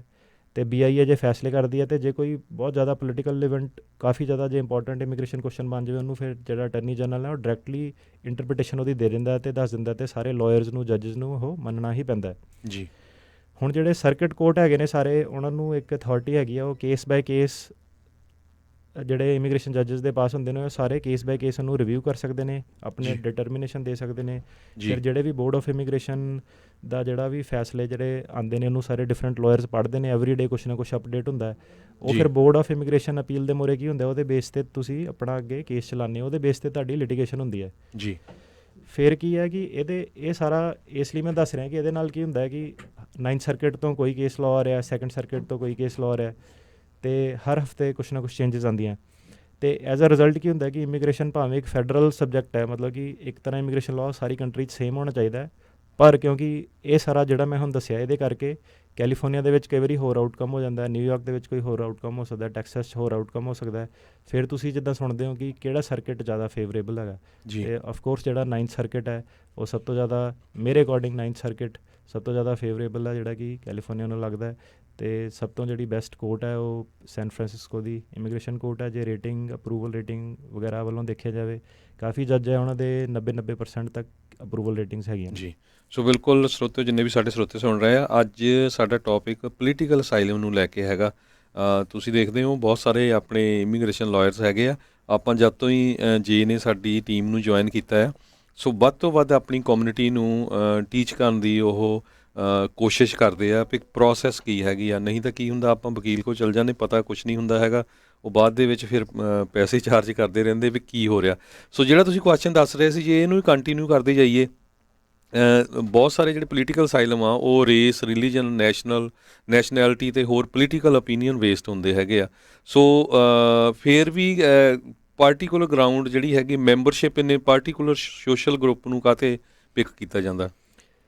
ਇਹ ਜੀ ਜਿਹੜਾ ਹੁਣ ਰੇਸ, ਰਿਲੀਜਨ, ਨੈਸ਼ਨੈਲਿਟੀ ਅਤੇ ਪੋਲੀਟੀਕਲ ਓਪੀਨੀਅਨ ਆ ਗਿਆ, ਉਹਦੀ ਤਾਂ ਬੜੀ ਸਪੈਸੀਫਿਕ ਜੀ ਡੈਫੀਨੇਸ਼ਨ ਆ ਜਾਂਦੀ ਕਿ ਰੇਸ ਕੀ ਹੈ ਜਾਂ ਰਿਲੀਜਨ ਕੀ ਹੈ ਬੰਦੇ ਦਾ। ਉਹ ਤਾਂ ਜਾਂ ਤਾਂ ਤੁਸੀਂ ਉਹ ਗਰਾਊਂਡ ਨੂੰ ਮੀਟ ਕਰਦੇ ਹੋ ਜਾਂ ਨਹੀਂ ਕਰਦੇ ਹੋ। ਅਤੇ ਜਿਹੜਾ ਪਰਟੀਕੂਲਰ ਸੋਸ਼ਲ ਗਰੁੱਪ ਹੈ ਉਹ ਕਾਫੀ ਬਰੋਡ ਇੱਕ ਟਰਮ ਹੈ, ਕਾਫੀ ਵੇਗ ਟਰਮ ਹੈ। ਉਹਨੂੰ ਮਤਲਬ ਉਹਨਾਂ ਨੇ ਕੋਈ ਸਟੈਚੂਟਰੀ ਉਹਦੀ ਡੈਫੀਨੇਸ਼ਨ ਨਹੀਂ ਦਿੱਤੀ। ਪਰਟੀਕੂਲਰ ਸੋਸ਼ਲ ਗਰੁੱਪ ਦੇ ਅੰਦਰ ਤੁਸੀਂ ਲਗਾ ਲਓ ਕਿ ਫਾਰ ਐਗਜ਼ਾਮਪਲ ਜਿੱਦਾਂ ਦੱਸਿਆ ਕਿ ਅਲਬੇਨੀਆ ਦੀ ਵੂਮਨ ਨੇ ਕਲੇਮ ਕੀਤਾ ਸੀ ਕਿ 15 ਤੋਂ 25 ਸਾਲ ਦੀ ਸੀ, ਉਹਨੂੰ ਕਾਫੀ ਪ੍ਰੋਸਟੀਟਿਊਸ਼ਨ ਇੱਦਾਂ ਕਾਫੀ ਕ੍ਰਾਈਮ ਦੇ ਵਿੱਚ ਪਾ ਦਿੰਦੇ ਸੀਗੇ ਉੱਥੇ ਜੀ। ਅਤੇ ਉਹਦਾ ਉਹਨਾਂ ਨੇ ਮੁੱਦਾ ਕੋਰਟ ਮੂਹਰੇ ਗਿਆ ਸੀਗਾ ਕਿ ਇਹ ਪਰਟੀਕੂਲਰ ਸੋਸ਼ਲ ਗਰੁੱਪ ਹੈਗਾ ਕਿ ਨਹੀਂ ਹੈਗਾ। ਜੀ। ਜੇ ਕੋਈ ਛੋਟੀ ਜਗ੍ਹਾ ਤੋਂ ਬੰਗਲਾਦੇਸ਼ ਤੋਂ ਕੋਈ ਇੱਕ ਕਮਿਊਨਿਟੀ ਦੇ ਛੋਟੇ ਫਾਰਮਰਸ ਨੇ, ਜਾਂ ਕੋਈ ਇੱਕ ਮੁਸਲਿਮ ਕਮਿਊਨਿਟੀ ਹੈ ਚਾਈਨਾ ਦੇ ਵਿੱਚ, ਅਤੇ ਉਹੀਗਰ ਜਿਹੜੇ ਮੁਸਲਿਮ ਨੇ, ਇਹ ਸਾਰੇ ਇਹ ਮੁੱਦਾ ਹੁੰਦਾ ਕਿ ਇਹ ਪਰਟੀਕੂਲਰ ਸੋਸ਼ਲ ਗਰੁੱਪ ਨੂੰ ਬਿਲੋਂਗ ਕਰਦੇ ਆ ਕਿ ਨਹੀਂ ਕਰਦੇ ਆ। ਅਤੇ ਤਾਂ ਕਰਕੇ ਇਹ ਇਸ ਵੇਲੇ ਇੰਨਾ ਮੁੱਦਾ ਪਿਆ ਹੋਇਆ ਕਿ ਜਿਹੜਾ ਇਮੀਗ੍ਰੇਸ਼ਨ ਜਿਹੜੀ ਟਰੰਪ ਐਡਮਿਨਿਸਟ੍ਰੇਸ਼ਨ ਹੈ ਉਹ ਇਹਨੂੰ ਇੱਕ ਰਿਸਟ੍ਰਿਕਟ ਕਰਨਾ ਚਾਹੁੰਦੀ ਹੈ, ਇਸ ਉੱਤੇ ਡਿਫਾਈਨ ਕਰਨਾ ਚਾਹੁੰਦੀ ਹੈ ਕਿ ਕੀ ਹੈਗਾ ਪਰਟੀਕੂਲਰ ਸੋਸ਼ਲ ਗਰੁੱਪ। ਜੀ। ਐਗਜ਼ਾਮਪਲ ਇੱਕ ਮੈਂ ਰੀਅਲ ਤੁਹਾਨੂੰ ਦਿੰਦਾ। ਜਦੋਂ ਆਪਣਾ 2019 'ਚ ਸਾਨੂੰ 2018 ਅਤੇ 19 'ਚ ਆਪਾਂ ਦੇਖਿਆ ਕਿ ਸਾਊਥ ਅਮਰੀਕਾ ਤੋਂ ਕਾਫੀ ਜ਼ਿਆਦਾ ਜਿਹੜੇ ਫੈਮਿਲੀ ਸੀਗੀਆਂ ਆਪਣੇ ਬੱਚਿਆਂ ਦੇ ਨਾਲ ਆ ਗਈਆਂ। ਜੀ। ਉਹਨੂੰ ਜਿਹੜੇ ਜਦੋਂ ਉਹਨਾਂ ਨੂੰ ਉੱਥੇ ਜਿਹੜੇ ਏਜੰਟਸ ਵਗੈਰਾ ਹੁੰਦੇ ਨੇ, KOT ਵਗੈਰਾ ਹੁੰਦੇ ਨੇ, ਉਹਨਾਂ ਨੇ ਜਿੱਦਾਂ ਝੂਠ ਕਹਿ ਦਿੱਤਾ ਕਿ ਇਹਨਾਂ ਨੇ ਕੋਈ ਲਾਅ ਪਾਸ ਕਰ ਦੇਣਾ ਕਿ ਬੱਚੇ ਵਗੈਰਾ ਕਾਫੀ ਪੱਕੇ ਹੋ ਜਾਣੇ ਨੇ। ਜੀ। ਅਤੇ ਤਕਰੀਬਨ 9 ਲੱਖ ਜਣੇ ਬਾਰਡਰ 'ਤੇ ਪਹੁੰਚ ਗਏ ਸੀਗੇ ਜੀ ਐਜ਼ ਅ ਫੈਮਿਲੀ। ਜਦੋਂ ਬੱਸਾਂ ਵੀ ਬਹੁਤ ਭਰ ਕੇ ਆਈਆਂ, ਬੱਸਾਂ ਵੀ ਬਹੁਤ ਭਰ ਕੇ ਆਈਆਂ ਸੀਗੀਆਂ। ਜੀ। ਅਤੇ ਇਹਨੂੰ ਉਹ ਫੈਮਿਲੀ ਯੂਨਿਟ FMU ਉਹਨਾਂ ਨੇ ਕਲਾਸੀਫਾਈ ਕੀਤਾ ਕਿ ਜਿੱਦਾਂ ਤੁਸੀਂ ਐਜ਼ ਅ ਫੈਮਿਲੀ ਆਉਂਦੇ ਉਹਨੂੰ ਆਪਾਂ FMU ਫੈਮਿਲੀ ਯੂਨਿਟ ਕਲਾਸੀਫਾਈ ਕਰਾਂਗੇ। ਜੇ ਕੋਈ ਬੱਚਾ ਆਉਂਦਾ ਅਤੇ ਜੇ ਉਹ ਇਕੱਲਾ ਆਉਂਦਾ ਪੇਰੈਂਟਸ ਦੇ ਨਾਲ ਨਹੀਂ ਆਉਂਦਾ, ਉਹਨੂੰ ਆਪਾਂ ਅਨਅਕੰਪਨੀਡ ਮਾਈਨਰ ਕਲਾਸੀਫਾਈ ਕਰਾਂਗੇ UAC। ਜੀ। ਅਤੇ ਫਿਰ ਬੜੇ ਸਾਰੇ ਰੂਲ ਬਣੇ ਕਿ ਅਨਅਕੰਪਨੀਡ ਮਾਈਨਰ ਦਾ ਕੀ ਰੂਲ ਹੋਣਾ ਚਾਹੀਦਾ, ਫੈਮਿਲੀ ਯੂਨਿਟ ਦਾ ਰੂਲ ਕੀ ਹੋਣਾ ਚਾਹੀਦਾ। ਹੁਣ ਜਦੋਂ ਤੁਹਾਡੇ 9 ਲੱਖ ਜਾਣੇ ਆ ਗਏ ਇੱਕਦਮ ਹੀ ਬਾਰਡਰ 'ਤੇ, ਜਿਹੜੀ ਤੁਹਾਡੀ customs and border patrol CBP ਹੈ ਜਿਹੜੀ ਬਾਰਡਰ ਰੈਗੂਲੇਟ ਕਰਦੀ ਹੈ, ਉਹਨੂੰ ਸਟਾਫਿੰਗ ਦੀ ਪ੍ਰੋਬਲਮ ਹੈ, ਹੋਰ ਕਾਫੀ ਸਿਕਿਉਰਿਟੀ ਇਸ਼ੂਜ਼ ਕਾਫੀ ਜ਼ਿਆਦਾ ਹੁੰਦੇ ਨੇ। ਅਤੇ ਇੰਨੀ ਜ਼ਿਆਦਾ ਹਾਊਸਿੰਗ ਹੁਣ 9 ਲੱਖ ਜਣਿਆਂ ਨੂੰ ਤੁਸੀਂ ਬਾਰਡਰ 'ਤੇ ਨਹੀਂ ਰੱਖ ਸਕਦੇ ਹੋ। ਅਤੇ ਉਹਨਾਂ ਨੇ ਪਹਿਲਾਂ ਕੀ ਕੀਤਾ ਕਿ ਕਾਫੀ ਜਣਿਆਂ ਨੂੰ ਉਹਨਾਂ ਨੇ ਅਰੈਸਟ ਕੀਤਾ। ਤੁਸੀਂ ਉਹ ਟਾਈਮ 'ਚ ਦੇਖੋਗੇ ਕਿ ਕਾਫੀ ਲੋਕਾਂ ਨੂੰ ਉਹਨਾਂ ਦੇ ਕੋਲ ਕੋਈ ਆਪਸ਼ਨ ਨਹੀਂ ਸੀਗੀ, ਉਹਨਾਂ ਨੂੰ US ਦੇ ਵਿੱਚ ਸਿੰਪਲੀ ਰਿਲੀਜ਼ ਕਰਨਾ ਪੈ ਗਿਆ ਕਿਉਂਕਿ ਇੰਨੇ ਜ਼ਿਆਦਾ ਉਹ ਪ੍ਰੋਸੈਸ ਨਹੀਂ ਕਰ ਸਕਦੇ ਸੀ, ਜੇਲ੍ਹਾਂ 'ਚ ਨਹੀਂ ਰੱਖ ਸਕਦੇ ਸੀਗੇ। ਜਿਹਦੇ ਨਾਲ ਕੀ ਹੋਇਆ ਕਿ ਵਾਪਸ ਮੈਸੇਜ ਚੱਲ ਗਿਆ ਕਿ ਏਜੰਟ ਜਿੱਦਾਂ ਝੂਠ ਦੱਸ ਦਿੰਦੇ ਨੇ ਕਿ ਇਹ ਤਾਂ ਪੱਕੇ ਕਰਤੇ ਇਹਨਾਂ ਨੂੰ ਤਾਂ ਰਿਲੀਜ਼ ਕਰਤਾ, ਜੇਲ੍ਹ 'ਚ ਵੀ ਨਹੀਂ ਰੱਖਿਆ ਇੱਕ ਦਿਨ ਵੀ, ਜਿਹਦੇ ਨਾਲ ਕਿ ਹੋਰ ਜ਼ਿਆਦਾ ਰਸ਼ ਆ ਗਿਆ ਪਿੱਛੋਂ ਦੀ। ਅਤੇ ਸਾਨੂੰ ਪਤਾ ਹੀ ਹੈ ਕਿ ਕਾਫੀ ਦੇਰ ਜਦ ਇੱਕ ਵਾਰੀ ਤੁਸੀਂ ਆ ਜਾਂਦੇ ਹੋ, ਕੇਸ ਲੰਬਾ ਚੱਲਦਾ ਹੈ, 5 ਸਾਲ 10 ਸਾਲ ਚੱਲ ਸਕਦੇ ਨੇ ਤੁਹਾਡੇ। ਅਤੇ ਇਹਦੇ ਨਾਲ ਕੀ ਹੋਇਆ ਕਿ ਕਾਫੀ ਸਾਰੇ ਇੱਦਾਂ ਦੇ ਲੋਕ ਆ ਗਏ US ਦੇ ਵਿੱਚ ਕਿ ਜਿਹੜੇ ਚਾਹੁੰਦੇ ਸੀਗੇ ਕਿ ਅੱਛਾ 5-10 ਸਾਲ ਤਾਂ ਸਾਡੇ ਨਿਕਲ ਜਾਣੇ ਆ, ਸਾਨੂੰ ਵਰਕ ਪਰਮਿਟ ਵਗੈਰਾ ਮਿਲ ਜਾਣਾ। ਅਤੇ ਇਹਦੇ ਕਰਕੇ ਫਿਰ 9 ਲੱਖ ਤੋਂ ਬਾਅਦ ਹੋਰ ਬੜੀ ਜ਼ਿਆਦਾ ਵੇਵ ਆਈ, ਬੱਸਾਂ ਭਰ ਕੇ ਉੱਥੋਂ ਦੀ, ਜਿੱਦਾਂ ਇੱਕ ਤਰ੍ਹਾਂ ਕਮਰਸ਼ੀਅਲ ਤਰੀਕੇ ਨਾਲ ਲੋਕਾਂ ਨੇ, ਏਜੰਟਸ ਨੇ ਲੋਕਾਂ ਨੂੰ ਇੱਥੇ ਬਾਰਡਰ 'ਤੇ ਲਿਆਉਣਾ ਸ਼ੁਰੂ ਕਰਤਾ। ਹੁਣ ਕੀ ਹੋਇਆ ਕਿ ਇਹ ਸਾਰੀ ਜਿਹੜੀ ਚੀਜ਼ ਸੀਗੀ ਇਹ ਕਾਫੀ ਇਹਨਾਂ ਨੇ ਇਨਕਰੇਜ ਕੀਤੀਆਂ ਫੈਮਲੀਜ਼ ਨੂੰ ਓਬਵੀਅਸਲੀ ਕਿ ਉਹ ਇਲੀਗਲ ਤਰੀਕੇ ਨਾਲ ਇੱਥੇ ਆਉਣ, ਜਿਹੜਾ ਕਿ ਇੱਕ ਤਾਂ ਉਹਨਾਂ ਨੂੰ ਕਾਫੀ ਜ਼ਿਆਦਾ ਡੇਂਜਰ ਸੀਗਾ ਅਤੇ ਬੱਚਿਆਂ ਨੂੰ ਵੀ ਕਾਫੀ ਜ਼ਿਆਦਾ ਇੰਨਾ ਟਰਾਮਾ ਹੁੰਦਾ ਸੀ। ਛੋਟੇ ਬੱਚੇ ਜਿੱਦਾਂ ਲੈ ਕੇ ਆਉਂਦੇ ਸੀਗੇ। ਅਤੇ ਜਿਹੜੀ ਮੈਜੋਰਟੀ ਆਫ ਇਹ ਜਿਹੜੇ ਲੋਕ ਸੀਗੇ FMU ਅਤੇ ਅਨਅਕੰਪਨੀਡ ਮਾਈਨਰ ਜਿਹੜੇ ਸੀਗੇ, ਇਹ ਉੱਥੇ ਜਿਹੜਾ ਜਿੱਦਾਂ ਆਪਾਂ ਕਹਿੰਦੇ ਨੇ Northern triangle of central America, 3 main ਕੰਟਰੀਆਂ ਪੈ ਜਾਂਦੀਆਂ, ਐਲ ਸੈਲਵਾਡੋਰ, ਗੁਆਟੇਮਾਲਾ ਅਤੇ ਹੋਂਡੂਰਸ। ਅਤੇ ਜ਼ਿਆਦਾ ਜਿਹੜੇ ਲੋਕੀ ਸੀਗੇ ਸਾਰੇ ਇਹਨਾਂ ਕੰਟਰੀਆਂ ਤੋਂ ਸੀਗੇ ਕਿਉਂਕਿ ਇੱਥੇ ਬਹੁਤ ਜ਼ਿਆਦਾ ਗੈਂਗ ਦੀ ਪ੍ਰੋਬਲਮ ਹੈ ਅਤੇ ਕਾਫੀ ਸਾਰੇ ਜਿਹੜੇ ਲੋਕ ਆ ਉੱਥੇ ਵਾਕਈ ਸਿਕਿਉਰਿਟੀ ਅਤੇ ਸੇਫਟੀ ਦਾ ਇਸ਼ੂ ਤਾਂ ਹੈਗਾ ਹੀ ਹੈ। ਅਤੇ ਨਾਲ ਕਿਉਂਕਿ US ਦੇ ਵਿੱਚ ਬੈਟਰ ਲਾਈਫ ਹੈ ਅਤੇ ਇੰਨੇ ਜ਼ਿਆਦਾ ਲੋਕੀ ਜੇ ਆਲਰੇਡੀ ਜਾ ਰਹੇ ਨੇ ਇਹਨਾਂ ਕੰਟਰੀਆਂ ਤੋਂ, ਅਤੇ ਲੋਕਾਂ ਦੇ ਵਿੱਚ ਇੱਕ ਰੇਸ ਲੱਗ ਗਈ ਕਿ ਚਲੋ ਅਮਰੀਕਾ ਚਲੀਏ, ਵਧੀਆ ਕੰਟਰੀ ਹੈ, ਇੱਥੇ ਤੁਹਾਨੂੰ ਉਹ ਫਟਾਫਟ ਬਾਰਡਰ 'ਤੇ ਤੁਸੀਂ ਜਾਓ, ਤੁਹਾਨੂੰ ਉਹ ਇੱਥੇ ਛੱਡ ਦੇਣਗੇ। ਅਤੇ ਕੇਸ ਕਾਫੀ ਵੱਧਦੇ ਗਏ। ਹੁਣ ਜਿਹੜਾ ਇਹਦੇ ਨਾਲ ਕੀ ਹੋਇਆ ਕਿ ਹੁਣ ਜਿਹੜਾ ਟਰੰਪ ਐਡਮਿਨਿਸਟ੍ਰੇਸ਼ਨ ਇਹ ਸਾਰਾ ਰੂਲ ਜਿਹੜਾ ਪਾਸ ਕਰ ਰਹੀ ਹੈ, ਉਹਦਾ ਪਾਸ ਕਰਨ ਦਾ ਮਕਸਦ ਇਹ ਹੈਗਾ ਕਿ ਸਾਡੇ ਜਿਹੜਾ ਕਸਟਮਸ ਐਂਡ ਬਾਰਡਰ ਪੈਟਰੋਲ ਆ ਉੱਤੇ ਕੋਈ ਇੱਦਾਂ ਦਾ ਬਰਡਨ ਨਾ ਪਵੇ, ਜਿਹੜਾ ਸਿਸਟਮ ਹੈ ਉੱਤੇ ਬਰਡਨ ਨਾ ਪਵੇ। ਉਹ ਕੀ ਕਹਿੰਦੇ ਨੇ ਕਿ ਜੇ ਤੁਸੀਂ ਜਿਹੜਾ ਸਾਇਲਮ ਹੈ ਇੱਕ ਹਿਊਮੈਨੀਟੇਰੀਅਨ ਰਿਲੀਫ ਹੈ, ਆਪਾਂ ਦੇਖੀਏ ਕਿ ਜੇ ਸਹੀ ਬੰਦਾ ਜਿਹੜਾ ਆਵੇ ਜਿਹਨੂੰ ਵਾਕਈ ਪ੍ਰੋਬਲਮ ਹੈਗੀ ਆ, ਉਹ ਆ ਕੇ ਇੱਥੇ ਸਾਇਲਮ ਫਾਈਲ ਕਰੇ, ਨਾ ਕਿ ਝੂਠ ਜੋ ਵੀ ਉਹੀ ਆ ਜਾਏ। ਹਾਂਜੀ। ਸੋ ਬਿਲਕੁਲ ਉਸ ਟਾਈਮ ਦੇ ਉੱਤੇ ਮੈਕਸੀਕੋ ਦੇ ਨਾਲ ਕਾਫੀ ਰਿਲੇਸ਼ਨ ਜਿਹੜੇ ਟਰੰਪ ਐਡਮਿਨਿਸਟ੍ਰੇਸ਼ਨ ਦੇ ਖਰਾਬ ਵੀ ਹੋਏ ਸੀ, ਕਾਫੀ ਨਹੀਂ ਬਾਂਹ ਮਰੋੜੀ, ਪਰ ਫਿਰ ਵੀ ਮੈਕਸੀਕੋ ਵਾਲੇ ਕਹਿੰਦੇ ਫਿਰ ਮੰਨ ਗਏ ਬਾਅਦ 'ਚ ਫਿਰ ਠੀਕ ਆ ਇੱਥੇ ਰਹਿ ਸਕਦੇ, ਰਾਈਟ, ਉੱਥੇ ਅਪਲਾਈ ਹੋਊ, ਰਾਈਟ। ਅਤੇ ਉਹਨਾਂ ਨੇ ਫਿਰ ਇਹ ਵੀ ਇੱਕ ਰੀਜ਼ਨ ਦਿੱਤਾ ਕਿ ਸਾਡੇ ਡਿਪਲੋਮੈਟਿਕ ਰਿਲੇਸ਼ਨ ਵੀ ਖਰਾਬ ਹੁੰਦੇ ਨੇ ਕਿਉਂਕਿ ਆਪਾਂ ਹੁਣ ਮਿਲੀਅਨ ਜੇ ਲੋਕ ਇੱਕ ਸਾਲ ਦੇ ਵਿੱਚ ਆ ਜਾਣ ਗੈਂਗ ਪ੍ਰੋਬਲਮਾਂ ਕਰਕੇ, ਆਪਾਂ ਉਹਨਾਂ ਨੂੰ ਪ੍ਰੋਸੈਸ ਨਹੀਂ ਕਰ ਸਕਦੇ। ਅਤੇ ਇਹਦੇ ਨਾਲ ਕੀ ਹੈ ਕਿ ਜਿਹੜੇ ਆਲਰੇਡੀ ਐਗਜ਼ਿਸਟਿੰਗ ਕੇਸ ਹੈਗੇ ਨੇ ਜਿਹੜੇ ਚੱਲ ਰਹੇ ਨੇ ਕੋਰਟਾਂ ਦੇ ਵਿੱਚ, ਉਹ ਵੀ ਦੇਖੋ ਹੁਣ ਜਿੱਦਾਂ ਦੱਸਦੇ ਨੇ ਮੁੰਡੇ ਕਿ ਕਈ ਸਾਲ, ਜਿੱਦਾਂ 4-4 5-5 ਸਾਲ ਦੀ ਜਿੱਦਾਂ ਅੱਗੇ ਹੀਅਰਿੰਗ ਪੈ ਜਾਂਦੀ ਹੈ। ਅਤੇ ਉਹ ਕਹਿੰਦੇ ਕਿ ਜੇ ਉਹਨਾਂ ਦੀ ਜਸਟੀਫਿਕੇਸ਼ਨ ਇਹ ਹੈ ਕਿ ਜੇ ਆਪਾਂ ਇਹ ਲਾਅ ਪਾਸ ਕਰਦੇ ਹਾਂ, ਇੱਕ ਕੋਰਟਸ ਦੇ ਉੱਤੇ ਬਰਡਨ ਪਊਗਾ, ਕੇਸ ਛੇਤੀ ਪ੍ਰੋਸੈਸ ਹੋਣਗੇ ਜਿਹੜੇ। ਪਰ ਦੂਸਰੇ ਜਿਹੜੇ ਹੁਣ 1.2 ਮਿਲੀਅਨ ਕੇਸਿਸ ਪੈਂਡਿੰਗ ਜੀ ਹੈਗਾ ਅਮਰੀਕਾ 'ਚ ਜੱਜਾਂ ਦੀ ਬੜੀ ਘੱਟ ਗਿਣਤੀ ਹੈਗੀ ਆ ਜੀ ਤੇ ਕੇਸ ਤੁਸੀਂ ਕਹਿੰਦੇ 1.2 ਮਿਲੀਅਨ ਦੇ ਕਰੀਬ ਪੈਂਡਿੰਗ ਆ ਹਜੇ ਜੀ, ਤੇ 500 ਜੱਜ ਆ ਸਿਰਫ, ਜੀ। ਤੇ ਕਾਫੀ ਜ਼ਿਆਦਾ ਡਿਲੇ ਹੈ, ਬੈਕਲੌਗ ਹੈ ਉਤੋਂ ਕਰੋਨਾ ਆ, ਕਿੰਨੇ ਆਫਿਸ ਬੰਦ ਆ ਜੀ। ਤੇ ਹੁਣ ਕਾਫੀ ਜ਼ਿਆਦਾ ਤੇ ਫਿਰ ਸਟੈਟਸ ਇਹ ਸੀਗੇ ਕਿ ਜਦੋਂ ਬੱਚਿਆਂ ਨਾਲ ਲੋਕੀ ਆਉਂਦੇ ਸੀਗੇ ਇੰਨੀ ਸਾਰੀ ਕੰਟਰੀਆਂ 'ਚ, ਤੋਂ ਕਾਫੀ ਜ਼ਿਆਦਾ ਕ੍ਰਾਈਮ ਵਗੈਰਾ ਹੁੰਦਾ ਸੀ, ਵੂਮਨ ਉਹਨਾਂ ਦੇ ਬੱਚਿਆਂ ਨੂੰ ਹੋਸਟੇਜ ਲੈ ਲਿੱਤਾ ਜਾਂਦਾ ਥੱਲੇ ਕੰਟਰੀਆਂ 'ਚ, ਰੇਪਸ ਵਗੈਰਾ ਵੀ ਕਾਫੀ ਰਿਪੋਰਟਡ ਹੈ। ਜੀ ਤੇ ਟਰੰਪ ਐਡਮਿਨਿਸਟ੍ਰੇਸ਼ਨ ਆਪਣੀ ਜਸਟੀਫਿਕੇਸ਼ਨ ਇਹ ਦੇ ਰਹੀ ਹੈ, ਜਿਹੜੇ ਇਮੀਗ੍ਰੇਸ਼ਨ ਐਡਵੋਕੇਟਸ ਹੈ ਉਹ ਕਹਿੰਦੇ ਕਿ ਇਹ ਰੂਲ ਬੜਾ ਗਲਤ ਹੈ, ਕਿਉਂਕਿ ਕਾਫੀ ਸਾਰੇ ਲੋਕਾਂ ਨੂੰ ਵਾਕਈ ਬੜਾ ਜ਼ਿਆਦਾ ਖਤਰਾ ਹੈ ਵਿੱਚ ਤੁਸੀਂ ਇੱਦਾਂ ਦਾ ਬਲੈਂਕਟ ਇੱਕ ਰੂਲ ਪਾਸ ਕਰ ਰਹੇ ਹੋ ਕਿ ਮੈਕਸੀਕੋ ਜਾਂ ਗੁਆਟੇਮਾਲਾ 'ਚ ਅਸਾਈਲਮ ਫਾਈਲ ਕਰਨਾ ਹੈ, ਤੇ ਇਹ ਲੋਕ ਤਾਂ ਉੱਥੇ ਆਲਰੇਡੀ ਇਹਨਾਂ ਨੂੰ ਬੜੀ ਪ੍ਰੋਬਲਮ ਆ, ਤੁਹਾਨੂੰ ਇੱਦਾਂ ਨਹੀਂ ਕਰਨਾ ਚਾਹੀਦਾ ਜੀ। ਸੋ ਹੁਣ ਆਪਣੇ USA ਦੇ ਵਿੱਚ ਜਿਹੜਾ ਐਡਮਿਨਿਸਟ੍ਰੇਸ਼ਨ ਆ ਉਹ ਚੇਂਜ ਹੋਣ ਜਾ ਰਿਹਾ। ਪ੍ਰੈਜ਼ੀਡੈਂਟ ਇਲੈਕਟ ਜੋ ਬਾਈਡਨ ਆ ਜਿਹੜੇ ਉਹ 21 ਤਰੀਕ ਨੂੰ ਪ੍ਰੈਜ਼ੀਡੈਂਟ ਬਣ ਜਾਣਗੇ। ਸੋ ਉਹ ਜਿਹੜਾ ਆ ਕੀ ਕਰ ਸਕਦੇ ਆ ਇਹਨੂੰ ਰਿਵਰਸ ਕਰਨ ਦੇ ਲਈ? ਜੀ, ਇਹਦੇ ਵਿੱਚ ਪਹਿਲਾਂ ਤਾਂ ਇਹ ਹੈ ਕਿ ਜਿਹਦੀ ਪਾਲਿਸੀ ਤੁਸੀਂ ਰਿਵਰਸ ਕਰਦੇ ਹੋ ਤੁਹਾਨੂੰ ਇੱਕ ਰੀਜ਼ਨੇਬਲ ਜਸਟੀਫਿਕੇਸ਼ਨ ਦੇਣੀ ਪੈਂਦੀ ਹੈ। ਇਹ ਕੈਲੀਫੋਰਨੀਆ ਦੇ 9th ਸਰਕਟ ਨੇ ਕਿਹਾ ਹੋਇਆ ਹੈ ਕਿ ਤੁਸੀਂ ਜਦੋਂ ਕੋਈ ਪਾਲਿਸੀ, ਜਿੱਦਾਂ ਹੁਣ ਡਾਕਾ ਦੀ ਇਹਨੇ ਦਿੱਤੀ ਸੀਗੀ, ਰਿਵਰਸ ਕਰਨ ਦੀ ਕੋਸ਼ਿਸ਼ ਕੀਤੀ ਸੀਗੀ, ਪਰ ਜੀ। ਰੀਜ਼ਨੇਬਲ ਜਸਟੀਫਿਕੇਸ਼ਨ ਨਹੀਂ ਦਿੱਤੀ ਸੀਗੀ, ਉਹ ਸੁਪਰੀਮ ਕੋਰਟ ਤੱਕ ਚਲ ਗਿਆ ਸੀਗਾ, ਤੇ ਸੁਪਰੀਮ ਕੋਰਟ ਨੇ ਇਹੀ ਕਿਹਾ ਸੀਗਾ ਕਿ ਤੁਸੀਂ ਇੱਦਾਂ ਅਨਰੀਜ਼ਨੇਬਲ ਤਰੀਕੇ ਨਾਲ ਤੁਸੀਂ ਕੋਈ ਵੀ ਲਾਅ ਜਾਂ ਐਗਜ਼ੈਕਟਿਵ ਆਰਡਰ ਕੈਂਸਲ ਨਹੀਂ ਕਰ ਸਕਦੇ ਜੀ। ਤੇ ਸਭ ਤੋਂ ਪਹਿਲਾਂ ਤਾਂ ਇਹ ਹੈ ਕਿ ਇਹ ਲਾਅ ਹੁਣ ਟਰੰਪ ਐਡਮਿਨਿਸਟ੍ਰੇਸ਼ਨ ਬਿਲਕੁਲ ਜਾਂਦੇ ਪਾਸ ਕਰਨ ਦੀ ਕੋਸ਼ਿਸ਼ ਕਰ ਰਹੀ ਹੈ, ਜੀ। ਤੇ ਜਦੋਂ ਇਹਨਾਂ ਨੇ ਚੱਲ ਜਾਣਾ ਤੇ ਬਾਈਡਨ ਨੇ ਜਦੋਂ ਸ਼ੁਰੂ ਹੀ ਕਰਨਾ ਉਦੋਂ ਇਹ ਲਾਅ ਲਾਗੂ ਹੋਊਗਾ। ਜੀ। ਤੇ ਕਾਫੀ ਜ਼ਿਆਦਾ ਡੈਮੇਜਿੰਗ ਲਾਅ ਹੈ, ਕਾਫੀ ਇਮੀਗ੍ਰੇਸ਼ਨ ਲਾਇਰਸ ਨੂੰ ਪਰੇਸ਼ਾਨ ਕੀਤਾ ਹੋਇਆ, ਕਾਫੀ ਐਡਵੋਕੇਸੀ ਗਰੁੱਪਸ ਨੂੰ ਕਈਆਂ ਦੀ ਨੀਂਦ ਉਡਾਈ ਹੋਈ ਹੈ ਇਸ ਲਾਅ ਨੇ। ਤੇ ਟਰੰਪ ਜਿਹੜੀ ਬਾਈਡਨ ਐਡਮਿਨਿਸਟ੍ਰੇਸ਼ਨ ਹੈ ਉਹ ਬੇਸਿਕਲੀ ਮੇਰੇ ਹਿਸਾਬ ਨਾਲ ਕੀ ਕਰ ਸਕਦੀ ਹੈ ਕਿ ਇਹ ਜਿਹੜਾ ਲਾਅ ਇਹ ਚੈਲੰਜ ਹੋਊਗਾ, ਕਈ ਸਾਰੇ ਜਿੱਦਾਂ ਲਾਇਰਸ ਹੈ ਉਹ ਇਹਨੂੰ ਚੈਲੰਜ ਕਰਨਗੇ, ਐਡਵੋਕੇਸੀ ਗਰੁੱਪਸ ਜਿੱਦਾਂ ਆਪਾਂ ਦੇਖਿਆ ਹੀ ਹੈ ਜੀ। ਲਗਭਗ ਸਾਰੇ ਚੈਲੰਜ ਹੋਏ ਪਿਛਲੇ ਸਮੇਂ 'ਚ। ਉੱਥੇ ਉਹ ਆਪਣੇ ਅਟਰਨੀ ਜਨਰਲ ਨੂੰ ਇਹ ਕਹਿ ਸਕਦੇ ਆ ਕਿ ਤੁਸੀਂ ਜਦੋਂ ਇਹ ਚੈਲੰਜ ਹੁੰਦਾ ਤੁਸੀਂ ਉਹਨੂੰ ਬਾਲੇ ਜ਼ੋਰ ਸ਼ੋਰ ਨਾਲ ਇਹਨੂੰ ਡਿਫੈਂਡ ਨਾ ਕਰੋ, ਜੀ। ਇਹਨੂੰ ਜਾਣ ਦਿਓ। ਤੇ ਜੇ ਉਹ ਸਹੀ ਤਰ੍ਹਾਂ ਇਹਨੂੰ ਡਿਫੈਂਡ ਨਹੀਂ ਕਰਦੇ ਤੇ ਫਿਰ ਇਹ ਹੈਗਾ ਕਿ ਕੋਰਟ ਢਿੱਲ ਦੇ ਦਊਗਾ। ਪਰ ਇਹ ਹੈ ਕਿ ਹੁਣ ਜਿੱਦਾਂ ਲਾਅ ਕਾਫੀ ਵੱਡਾ 192 ਪੇਜ ਹੈ, ਟੋਟਲ 192 ਸਮਥਿੰਗ ਪੇਜ ਹੈ, ਤੇ ਸਾਰਾ ਇੱਕ ਵਾਰ ਹੀ ਨਹੀਂ ਹੋਣਾ, ਹੌਲੀ ਹੌਲੀ ਕਰਕੇ ਇਹਨੂੰ ਟਾਈਮ ਲੱਗ ਜਾਣਾ ਇਹ ਲਾਅ ਨੂੰ ਰਿਪੀਲ ਹੁੰਦੇ। ਜੀ। ਪ੍ਰੋਬਲਮ ਇਹ ਆ ਜਾਂਦੀ ਹੈ ਕਿ ਹੁਣ ਜਿਹੜਾ ਇੱਕ ਬੰਦਾ ਪਹਿਲਾਂ ਹੀ ਆਇਆ ਹੋਇਆ ਸੀਗਾ, ਮੰਨ ਲਓ ਕੋਈ ਬੰਦਾ 2015 'ਚ ਆਇਆ ਸੀਗਾ, ਉਹ ਵਿਚਾਰੇ ਦਾ ਕਿਸੇ ਦਾ ਕੇਸ ਹੁਣ 2021 'ਚ ਜੇ ਆਉਂਦਾ ਤੇ ਉੱਥੋਂ ਦੀ ਇਹ ਲਾਅ ਉਹਨਾਂ ਨੇ ਕਿਹਾ ਕਿ ਲਾਗੂ ਹੋਇਆ, ਉਹਨੂੰ ਕਾਫੀ ਪ੍ਰੋਬਲਮ ਹੋ ਜਾਏਗੀ, ਕਿਉਂਕਿ ਜੱਜ ਨੂੰ ਉਸ ਟਾਈਮ ਜਿਹੜਾ ਲਾਅ ਚੱਲ ਰਿਹਾ ਉਹਦੇ ਹਿਸਾਬ ਨਾਲ ਫੈਸਲਾ ਕਰਨਾ ਪਊਗਾ। ਜੀ। ਤੇ ਆਪਾਂ ਫਿਰ ਦੇਖਦੇ ਹਾਂ ਕਿ ਜਿਹੜਾ ਫਾਈਨਲ ਲਾਅ ਕੀ ਪਾਸ ਹੁੰਦਾ ਹੈ ਕਿ ਉਹ ਇਹ ਕਹਿੰਦੇ ਨੇ ਕਿ ਇਹ ਰੈਟਰੋਐਕਟਿਵ ਹੈ, ਮਤਲਬ ਕਿ ਜਿੰਨੇ ਵੀ ਬੰਦੇ ਭਾਵੇਂ ਪੈਂਡਿੰਗ ਕੇਸ ਹੈ ਉਹ ਸਾਰਿਆਂ 'ਤੇ ਲਾਗੂ ਹੋਏਗਾ, ਕਿ ਇਹ ਸਿਰਫ ਜਿਹੜੇ 2021 'ਤੇ ਆਉਂਦੇ ਆ ਉੱਤੇ ਲਾਗੂ ਹੋਊਗਾ। ਤੇ ਜਿਹੜੀ ਇਹਦੀ ਇਹਦੀ ਜਿਹੜੀ ਡਿਟੇਲਸ ਹੈ ਉਹ ਸਾਨੂੰ ਜਨਵਰੀ ਦੇ ਵਿੱਚ ਆ ਕੇ ਪਤਾ ਲੱਗੂਗੀਆਂ। ਜੀ। ਸੋ ਬਿਲਕੁਲ ਇਹ ਕਾਫੀ ਜਿਹੜਾ ਹੈਵੀ ਟੌਪਿਕ ਸੀਗਾ। ਸੋ ਥੋੜ੍ਹਾ ਜਿਹਾ ਹੁਣ ਸਿੰਪਲ ਵੱਲ ਚੱਲੀਏ ਜੀ। ਤੇ ਜੇ ਅਗਲਾ ਕੁਐਸਚਨ ਮੈਂ ਤੁਹਾਡੇ ਨਾਲ ਕਰਾਂ ਤਾਂ ਕੋਵਿਡ ਕਰਕੇ ਜਿਹੜੇ ਕੇਸ ਹੁਣ ਬਹੁਤ ਵੱਧ ਰਹੇ ਹੈਗੇ ਆ, US CIS ਜਿਹੜੀ ਆ ਕੋਈ ਕਿਸੇ ਤਰ੍ਹਾਂ ਦੀ ਫਲੈਕਸੀਬਿਲਿਟੀ ਜਾਂ ਅਕਮੋਡੇਸ਼ਨ ਪ੍ਰੋਵਾਈਡ ਕਰ ਸਕਦੀ ਆ? ਜੀ ਬਿਲਕੁਲ। ਜਦੋਂ ਕੋਵਿਡ ਸ਼ੁਰੂ ਹੋਇਆ ਸੀਗਾ ਮਾਰਚ 30 2020 'ਚ ਇਹਨਾਂ ਨੇ ਅਨਾਊਂਸਮੈਂਟ ਕੀਤੀ ਸੀਗੀ ਕਿ ਜਿਹੜੇ ਵੀ ਤੁਹਾਡੇ ਕੇਸ ਦੀ ਡੈਡਲਾਈਨ ਜਿੱਦਾਂ ਹੁੰਦੀ ਹੈ ਰਿਕੁਐਸਟ ਫॉर ਐਵੀਡੈਂਸ ਦੀ, ਜੇ ਆਪਾਂ ਜਿੰਨੀ ਵੀ ਤੁਹਾਨੂੰ ਡੈਡਲਾਈਨ ਦਿੱਤੀ ਹੈ ਤੁਹਾਨੂੰ 60 ਦਿਨ ਉੱਤੇ ਹੋਰ ਮਿਲੂਗੇ। ਜੇ ਤੁਸੀਂ ਨਹੀਂ ਫਾਈਲ ਕਰ ਦਿੰਦੇ ਤੁਸੀਂ ਅਗਲੇ ਹੋਰ 60 ਦਿਨ ਐਡ ਕਰ ਲਓ, ਉਹਦੇ ਵਿੱਚ ਤੁਸੀਂ ਫਾਈਲ ਕਰ ਦਿੰਦੇ ਤੇ ਤੁਹਾਡਾ ਕੇਸ ਡਿਨਾਈ ਨਹੀਂ ਕਰਾਂਗੇ। ਤੇ ਉਹਨੂੰ ਇਹ ਐਕਸਟੈਂਡ ਕਰਦੇ ਰਹੇ ਹੌਲੀ ਹੌਲੀ। ਹੁਣ ਇਹਨਾਂ ਦਾ ਜਿਹੜਾ ਨਵਾਂ ਰੂਲ ਹੈਗਾ ਉਹ ਇਹ ਹੈਗਾ ਕਿ ਜਿੰਨੇ ਵੀ ਮਾਰਚ 1 2020 ਤੋਂ ਲੈ ਕੇ ਜਨਵਰੀ 31 2021 ਤੱਕ ਇਹਦੇ ਵਿੱਚ ਜਿਹੜੇ ਵੀ ਕੇਸ ਸੀਗੇ, ਜਿਹੜਾ ਵੀ ਤੁਹਾਨੂੰ ਨੋਟਿਸ ਆਉਂਦਾ ਜੀ, ਜਿਹੜੀ ਵੀ ਡੈਡਲਾਈਨ ਹੈ ਉੱਤੇ ਆਟੋਮੈਟਿਕਲੀ ਤੁਹਾਨੂੰ 60 ਦਿਨ ਹੋਰ ਮਿਲ ਜਾਊਗੇ।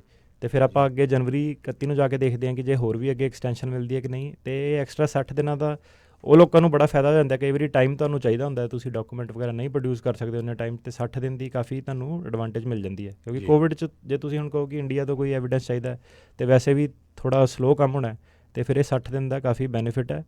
ਇਹ ਜਿਹੜੇ 60 ਦਿਨ ਦੀ ਐਕਸਟੈਂਸ਼ਨ ਹੈ, ਜਿੰਨੀ ਵੀ ਜਿੱਦਾਂ ਰਿਕੁਐਸਟ ਫॉर ਐਵੀਡੈਂਸ ਉਹ ਕਰਦੇ ਨੇ, ਕੋਈ ਵੀ notice of intent to deny, notice of intent to revoke, ਜਿਹੜੇ ਵੀ ਇੱਦਾਂ ਦੇ ਕੇਸ ਹੈ ਉਹਦੇ ਵਿੱਚ ਇਹ ਫਲੈਕਸੀਬਿਲਿਟੀ ਉਹਨਾਂ ਨੇ ਐਕਸਟੈਂਡ ਕੀਤੀ ਹੈ। ਜੀ। ਸੋ ਬਿਲਕੁਲ ਜਿੰਨੇ ਵੀ ਸਾਡੇ ਸਰੋਤੇ ਪੰਜਾਬੀ ਰੇਡੀਓ USA ਦੇ ਸਾਰੇ ਮਾਧਿਅਮ ਰਾਹੀਂ, ਸਾਰੇ AM FM ਸਟੇਸ਼ਨ ਰਾਹੀਂ, ਫੇਸਬੁੱਕ YouTube ਤੇ ਸੁਣ ਰਹੇ ਹੋ, ਅੱਜ ਦਾ ਸਾਡਾ ਸਪੈਸ਼ਲ ਟੌਪਿਕ ਜਿਹੜਾ ਆ ਉਹ ਪੋਲੀਟੀਕਲ ਅਸਾਈਲਮ ਨੂੰ ਲੈ ਕੇ ਆ USA ਦੇ ਵਿੱਚ। ਇਹ ਵੀ ਖਬਰਾਂ ਜੀ ਨਵੀਆਂ ਆ ਰਹੀਆਂ ਵੀ US CIS ਹੁਣ ਪਲਾਨਿੰਗ ਕਰ ਰਹੀ ਆ ਵੀ ਇੰਟਰਵਿਊ ਕਰਨ ਨੂੰ, adjustment of status for the application based upon refugee ਤੇ ਅਸਾਈਲਮ ਸਟੇਟਸ ਦੇ। ਈਵਨ ਉਹਨਾਂ ਨੂੰ ਅਸਾਈਲਮ ਮਿਲ ਵੀ ਚੁੱਕਾ ਹੈਗਾ ਜਾਂ ਗ੍ਰਾਂਟ ਹੋ ਚੁੱਕਾ ਹੈ। ਜੀ। ਪ੍ਰੋਸੈਸ ਕੀ ਹੁੰਦਾ ਸੀਗਾ ਕਿ ਤੁਸੀਂ ਅਸਾਈਲਮ, ਜਦੋਂ ਤੁਹਾਡਾ ਅਸਾਈਲਮ ਆਫਿਸ ਗ੍ਰਾਂਟ ਕਰ ਦਿੰਦਾ ਸੀਗਾ ਥੱਲੇ, USCIS ਅਸਾਈਲਮ ਆਫਿਸ USCIS ਦੇ ਥੱਲੇ ਆਉਂਦਾ। ਜਦੋਂ ਅਸਾਈਲਮ ਆਫਿਸ ਗ੍ਰਾਂਟ ਕਰ ਦਿੰਦਾ ਸੀਗਾ, ਆਲਰੇਡੀ ਇੱਕ USCIS ਆਫਿਸਰ ਨੇ ਤੁਹਾਡਾ ਡਿਟੇਲ 'ਚ ਇੰਟਰਵਿਊ ਲੈ ਕੇ ਸਾਰਾ ਸੁਣ ਕੇ ਤੁਹਾਨੂੰ 3-4 ਘੰਟੇ ਲਾ ਕੇ ਫਿਰ ਅਸਾਈਲਮ ਦਿੱਤੀ ਹੈ, ਅਤੇ ਸਾਲ ਬਾਅਦ ਜਾ ਕੇ ਤੁਸੀਂ ਐਡਜਸਟਮੈਂਟ ਆਫ ਸਟੇਟਸ ਫਾਈਲ ਕਰਦੇ ਸੀਗੇ। ਜੀ ਹੁਣ ਇਹਨਾਂ ਨੇ ਇਹ ਪਿਛਲੇ ਹਫਤੇ ਕੀ ਅਨਾਊਂਸ ਕੀਤਾ ਹੈ ਕਿ ਜਿਹੜੀ ਉਹ ਐਡਜਸਟਮੈਂਟ ਆਫ ਸਟੇਟਸ ਦੀ ਆਪਾਂ ਇੰਟਰਵਿਊ ਲੈਣੀਆਂ ਸ਼ੁਰੂ ਕਰਨੀਆਂ ਉਹੀ ਅਸਾਈਲਮ ਵਾਲਿਆਂ ਦੀਆਂ, ਅਤੇ ਉਹਨੂੰ ਇਹ ਦੁਬਾਰਾ ਇੱਕ ਤਰ੍ਹਾਂ ਰੀ ਇੰਟਰਵਿਊ ਕਰੂਗੇ। ਅਤੇ ਹੁਣ ਜੀ ਖਬਰ ਇਹ ਇੰਪੋਰਟੈਂਟ ਕਿਉਂ ਹੈਗੀ ਹੈ?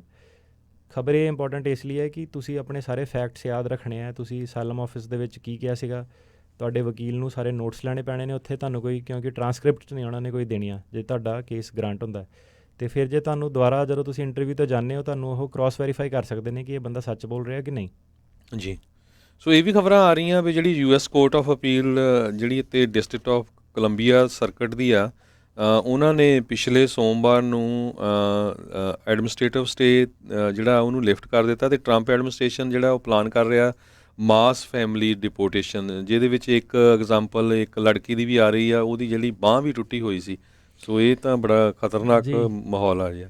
ਕਾਫੀ ਇੱਦਾਂ ਦੀਆਂ ਚੀਜ਼ਾਂ ਸੁਣਨ ਨੂੰ ਮਿਲੀਆਂ ਇਸ ਐਡਮਿਨਿਸਟ੍ਰੇਸ਼ਨ ਦੇ ਥੱਲੇ, ਜਿਹਦੇ ਵਿੱਚ ਕਿ ਮੈਡੀਕਲ ਇਸ਼ੂਜ਼, ਕੋਵਿਡ ਇਸ਼ੂਜ਼, ਮਤਲਬ ਧਿਆਨ ਨਹੀਂ ਦਿੱਤਾ ਕਹਿ ਲਓ ਜਿਹਨੂੰ ਸਰਕਾਰ ਨੇ। ਜਦੋਂ ਉਹਨਾਂ ਤੋਂ ਕਮੈਂਟ ਮੰਗਣ ਦੀ ਕੋਸ਼ਿਸ਼ ਕੀਤੀ ਇਮੀਗ੍ਰੇਸ਼ਨ ਲਾਇਰਸ ਨੇ ਜਾਂ ਸੰਸਥਾਵਾਂ ਨੇ, ਉਹਨਾਂ ਨੇ ਡਿਕਲਾਈਨ ਕੀਤਾ ਕਈ ਵਾਰੀ ਕਿ ਨਹੀਂ ਇੱਦਾਂ ਦਾ ਕੁਛ ਨਹੀਂ ਹੋ ਰਿਹਾ ਜੇਲ੍ਹਾਂ ਦੇ ਵਿੱਚ। ਇਹ ਸਟੋਰੀ ਜਿਹੜੀ ਹੈਗੀ ਆ ਦਿੱਲੀ ਟੈਕਸਸ ਦੇ ਵਿੱਚ ਇੱਕ ਡਿਟੈਂਸ਼ਨ ਸੈਂਟਰ ਹੈ, ਉੱਥੇ ਦੀ ਹੈ ਜੀ ਇੱਥੇ ਪਹਿਲਾਂ ਇੱਕ ਡਾਕਟਰ ਨੇ ਨੋਟ ਕੀਤਾ ਸੀ ਦਸੰਬਰ 1 ਨੂੰ ਕਿ ਜਿਹੜੀ ਇੱਕ ਛੋਟੀ ਕੁੜੀ ਸੀਗੀ 4 ਸਾਲ ਦੀ, ਉਹਦੇ ਹਰੇ ਰੰਗ ਦਾ ਸਪੌਟ ਉਹਦੀ ਬਾਂਹ 'ਤੇ, ਸੱਜੀ ਬਾਂਹ 'ਤੇ, ਅਤੇ ਇਹਨੂੰ ਸਰਜਰੀ ਚਾਹੀਦੀ ਹੈ। ਪਰ ਫਿਰ ਡਾਕਟਰ ਨੇ ਅੱਗੇ ਦੱਸਿਆ ਕਿ ਜਿਹੜੀ ਸਰਜਰੀ ਹੈ ਇਹ 6 ਮਹੀਨੇ ਤੋਂ ਸਾਲ ਦੇ ਵਿੱਚ ਤੱਕ ਹੋ ਸਕਦੀ ਹੈ, ਕੋਈ ਜ਼ਰੂਰੀ ਨਹੀਂ ਹੈ ਕਿ ਇਹਨੂੰ ਹੁਣੇ ਹੀ ਕਰਨੀ ਪੈਣੀ।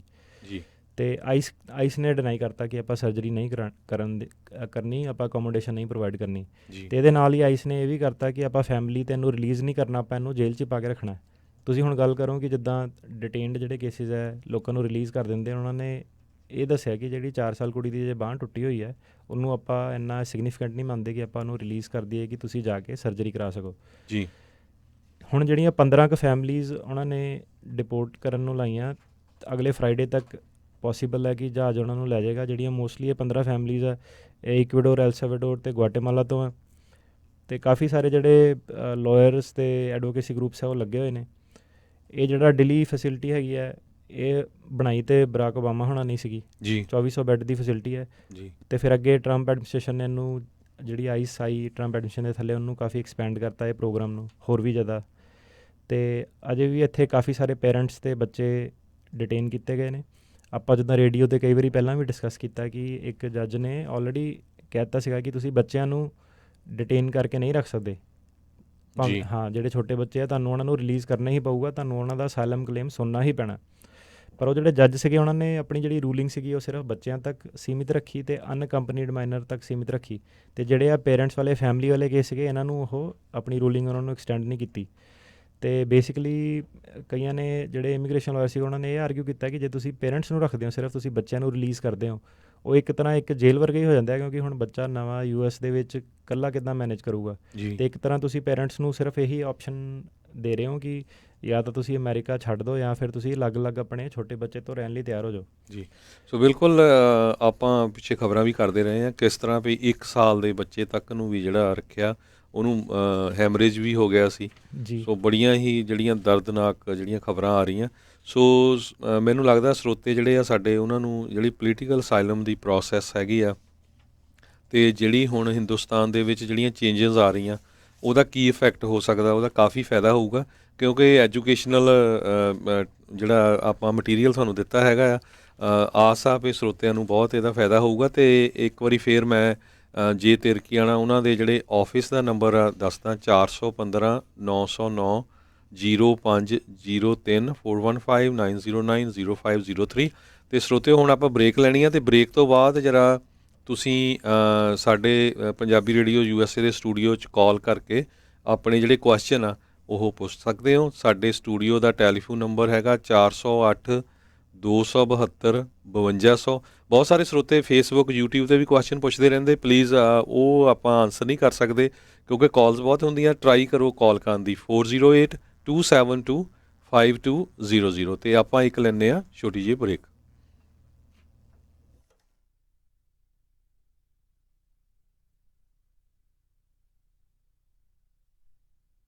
ਡਾਕਟਰ ਗੁਰਵਿੰਦਰ ਕੌਰ ਬਾਠ ਡੀਸੀ ਅਤੇ ਜੀਓ ਹੈਲਥ ਸੈਂਟਰ ਇਥੋਂ truck driver DOT physicals drug testing ਕਰਵਾ ਸਕਦੇ ਹਨ ਸੇਮ ਡੇ ਅਪਾਇੰਟਮੈਂਟ ਅਤੇ ਟਰੱਕਿੰਗ ਕੰਪਨੀਆਂ ਦੇ ਲਈ ਇਹਨਾਂ ਕੋਲ ਰੈਂਡਮ ਡਰੱਗ ਟੈਸਟਿੰਗ ਦੇ ਪ੍ਰੋਗਰਾਮਸ ਵੀ ਅਵੇਲੇਬਲ ਹਨ ਅਤੇ ਜੇਕਰ ਤੁਹਾਡੇ ਨੈਕ ਅਤੇ ਬੈਕ ਪੇਨ ਹੈ ਤਾਂ ਇਹਨਾਂ ਕੋਲ ਕੈਰੋਪ੍ਰੈਕਟਿਕ ਦੀਆਂ ਸੇਵਾਵਾਂ ਵੀ ਲੈ ਸਕਦੇ ਹੋ ਵਧੇਰੇ ਜਾਣਕਾਰੀ ਲਈ ਗੱਲ ਕਰ ਸਕਦੇ ਹੋ doctor Gurvinder Kaur Bath 9165500350 916 550 0350 2628 El Camino Avenue Suite C1 Sacramento smile and shine dental practice of doctor Sidhu ਜੋ ਹਰ ਤਰ੍ਹਾਂ ਦੇ ਪੀਪੀਓ ਇੰਸ਼ੋਰੈਂਸਿਸ ਅਤੇ ਡੈਂਟੀਕੈਲ ਅਸੈਪਟ ਕਰਦੇ ਨੇ ਤੇ ਡਾਕਟਰ ਸਿੱਧੂ ਪੰਜਾਬੀ ਹਿੰਦੀ ਦੇ ਵਿੱਚ ਵੀ ਗੱਲ ਕਰਦੇ ਨੇ ਤਾਂ ਇੱਥੇ ਆਓ ਤੇ ਆਪਣੇ ਲੋਕਲ ਡਾਕਟਰ ਨੂੰ ਸਪੋਰਟ ਕਰੋ ਵਿਜ਼ਿਟ ਕਰੋ smile and shine 729 sunrise avenue suite 200 Roseville call 9169537975 ਜਾਂ 9169537976 ਸਮਾਈਲ ਐਂਡ ਸ਼ਾਈਨ ਕਿਸਾਨਾਂ ਦੇ ਚੱਲ ਰਹੇ ਸੰਘਰਸ਼ ਘੋਲ ਨੂੰ ਮੱਦੇਨਜ਼ਰ ਰੱਖਦੇ ਹੋਏ ਬਾਹਰ ਬੈਠੇ ਲੋਕਾਂ ਦੇ ਦੁਆਰਾ ਉਹਨਾਂ ਦੇ ਹੱਕ ਦੇ ਵਿੱਚ ਵੱਖ-ਵੱਖ ਥਾਵਾਂ ਦੇ ਉੱਤੇ ਕਾਰ ਟਰੱਕ ਰੈਲੀਜ਼ ਕੱਢੀਆਂ ਜਾ ਰਹੀਆਂ ਹਨ ਇਸੇ ਸੰਬੰਧ ਵਿੱਚ 19 ਦਸੰਬਰ ਦਿਨ ਸ਼ਨੀਚਰਵਾਰ ਨੂੰ ਸੈਕਰਾਮੈਂਟੋ ਵਿਖੇ ਕਿਸਾਨ ਫਾਰਮਰ ਸੋਲੀਡੈਰਿਟੀ ਉਹਨਾਂ ਦੇ ਹੱਕ ਦੇ ਵਿੱਚ ਕਾਰ ਟਰੱਕ ਰੈਲੀ ਹੋਵੇਗੀ ਸੈਕਰਾਮੈਂਟੋ ਸਟੇਟ ਯੂਨੀਵਰਸਿਟੀ ਦੇ parking lot 107485 college town drive ਤੋਂ ਸਵੇਰੇ 10:30 ਵਜੇ ਗੱਡੀਆਂ ਦਾ ਕਾਫਲਾ ਬਣਨਾ ਸ਼ੁਰੂ ਹੋਵੇਗਾ ਉਸ ਉਪਰੰਤ ਅਰਦਾਸ ਅਤੇ ਸਪੀਚ ਤੋਂ ਬਾਅਦ ਚ ਕਾਰ ਰੈਲੀ ਆਰੰਭ ਹੋਵੇਗੀ ਜਿਹੜੀ ਕਿ ਹਾਈਵੇ 50 ਵੈਸਟ ਦੇ ਉੱਤੇ ਜਾਂਦੀ ਹੋਈ Jefferson boulevard south river road ਦਾ ਐਗਜ਼ਿਟ ਨੰਬਰ 3 ਲੈ ਕੇ ਕੈਪੀਟਲ ਬਿਲਡਿੰਗ ਦੇ ਸਾਹਮਣੇੋਂ ਦੀ ਇਹ ਰੈਲੀ ਲੰਘੇਗੀ CDC ਦੀਆਂ ਗਾਈਡਲਾਈਨ ਦੇ ਮੁਤਾਬਕ ਮਾਸਕ ਪਹਿਨਣੇ ਲਾਜ਼ਮੀ ਹਨ ਅਤੇ ਆਪਣੀਆਂ ਕਾਰਾਂ ਵਿੱਚ ਹੀ ਰਹਿਣਾ ਹੈ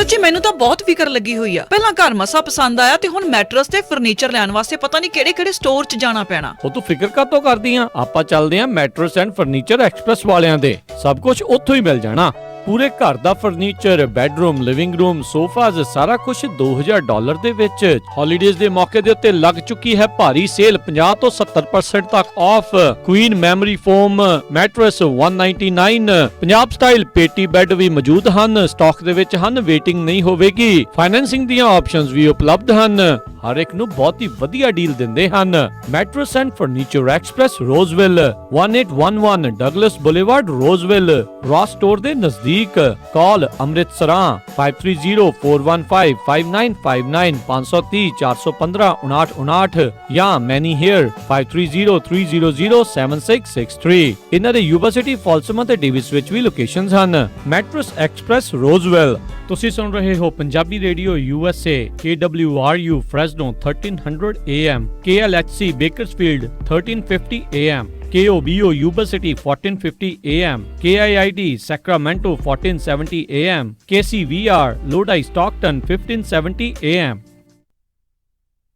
ਤੁਸੀਂ ਸੁਣ ਰਹੇ ਹੋ Punjabi radio USA KWRU Fresno 1300 AM KLHC Bakersfield 1350 AM KOBO Yuba City 1450 AM KIID Sacramento 1470 AM KCVR Lodi Stockton 1570 AM ਗਰਮੀ 'ਚ ਤੁਸੀਂ ਏਸੀ ਬੰਦ ਕਰ ਦਿੰਦੇ ਹੋ ਤੇ ਸਰਦੀ 'ਚ ਹੀਟ ਇਹ ਕੰਮ ਨਹੀਂ ਠੀਕ ਰੱਕੜ ਸੋਲਰ ਐਂਡ ਕੰਸਟਰਕਸ਼ਨ ਦੇ ਮਨਦੀਪ ਸਿੰਘ ਹੋਰਾਂ ਨੂੰ ਲਾਓ ਫੋਨ ਤੇ ਕਰੋ ਬਿਜਲੀ ਦੇ ਬਿੱਲਾਂ ਨੂੰ ਬੀਟ ਜੀ ਹਾਂ ਜੇ ਤੁਸੀਂ ਵੀ ਚਾਹੁੰਦੇ ਹੋ ਆਪਣੇ ਬਿਜਲੀ ਦੇ ਮੋٹے ਬਿੱਲਾਂ ਤੋਂ ਛੁਟਕਾਰਾ ਪਾਣਾ ਤੇ ਅੱਜ ਹੀ ਮਿਲੋ ਰੱਕੜ ਸੋਲਰ ਐਂਡ ਕੰਸਟਰਕਸ਼ਨ ਦੇ ਮਨਦੀਪ ਸਿੰਘ ਹੋਰਾਂ ਨੂੰ ਕੈਲੀਫੋਰਨੀਆ ਦੀ ਮੰਨੀ ਪਰਮੰਨੀ ਸੋਲਰ ਕੰਪਨੀ ਹੈ ਜਿਨ੍ਹਾਂ ਨੂੰ 12 ਸਾਲ ਦਾ ਐਕਸਪੀਰੀਅੰਸ ਹੈ ਰੈਜ਼ੀਡੈਂਸ਼ੀਅਲ ਕਮਰਸ਼ੀਅਲ ਬਿਜ਼ਨਸ ਐਗਰੀਕਲਚਰ ਹਰ ਪਰਪਸ ਲਈ ਸੋਲਰ ਸਿਸਟਮ ਡਿਜ਼ਾਈਨ ਤੇ ਇੰਸਟਾਲ ਵੀ ਕਰਦੇ ਨੇ ਉਹ ਵੀ ਤੁਹਾਡੇ ਬਜਟ ਦੇ ਮੁਤਾਬਕ PG&E ਦੇ ਰੇਟ ਵਧ ਰਹੇ ਹਨ ਜੇਕਰ ਤੁਸੀਂ ਸੋਲਰ ਲਾਉਂਦੇ ਹੋ ਤਾਂ ਤੁਹਾਨੂੰ 26% ਟੈਕਸ ਕ੍ਰੈਡਿਟ ਮਿਲੇਗਾ for more info call Mandeep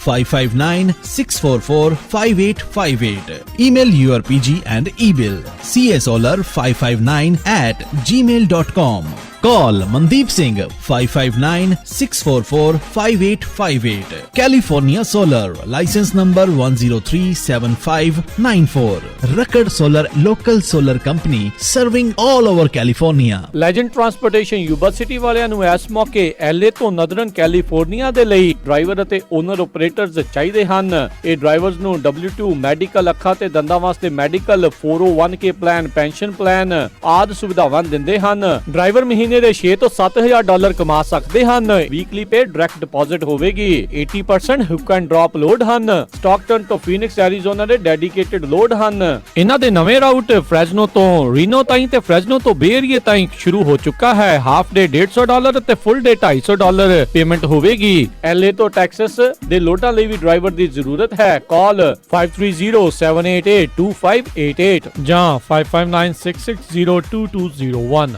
855 210 2300 legend transportation Yuba city.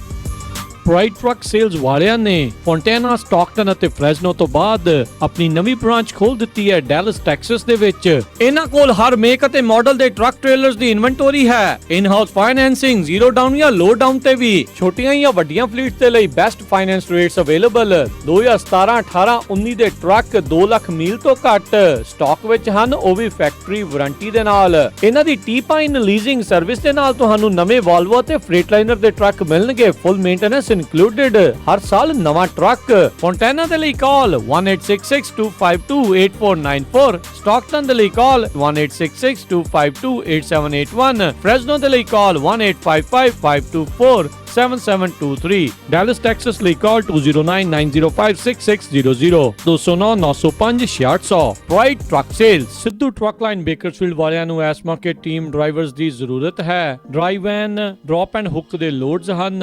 1 ਸਾਲ ਦਾ ਐਕਸਪੀਰੀਅੰਸ ਹੋਵੇ। ਸੋਲੋ ਡਰਾਈਵਰਸ ਵੀ ਹਾਇਰ ਕਰਦੇ ਹਨ। 11 ਵੈਸਟਰਨ ਸਟੇਟਸ ਦੇ ਲੋਡ ਹਨ। ਸਾਰਾ ਕੰਮ drive and drop and hook ਦਾ ਹੈ। ਬੇਕਰਸਫੀਲਡ ਦੇ ਇਲਾਕੇ ਦੇ ਵਿੱਚ ਲੋਕਲ ਡਰਾਈਵਰਸ ਵੀ ਹਾਇਰ ਕਰਦੇ ਹਨ ਜੋ ਰੋਜ਼ਾਨਾ ਘਰ ਆ ਸਕਦੇ ਹਨ। ਵਧੀਆ ਤਨਖਾਹ ਦਿੱਤੀ ਜਾਵੇਗੀ। ਹੋਰ ਜਾਣਕਾਰੀ ਲਈ ਕਾਲ ਕੁਲਵੰਤ ਸਿੱਧੂ 6616671188। ਤੁਸੀਂ ਸੁਣ ਰਹੇ ਹੋ Punjabi radio USA KCVR 1570 AM Stockton Modesto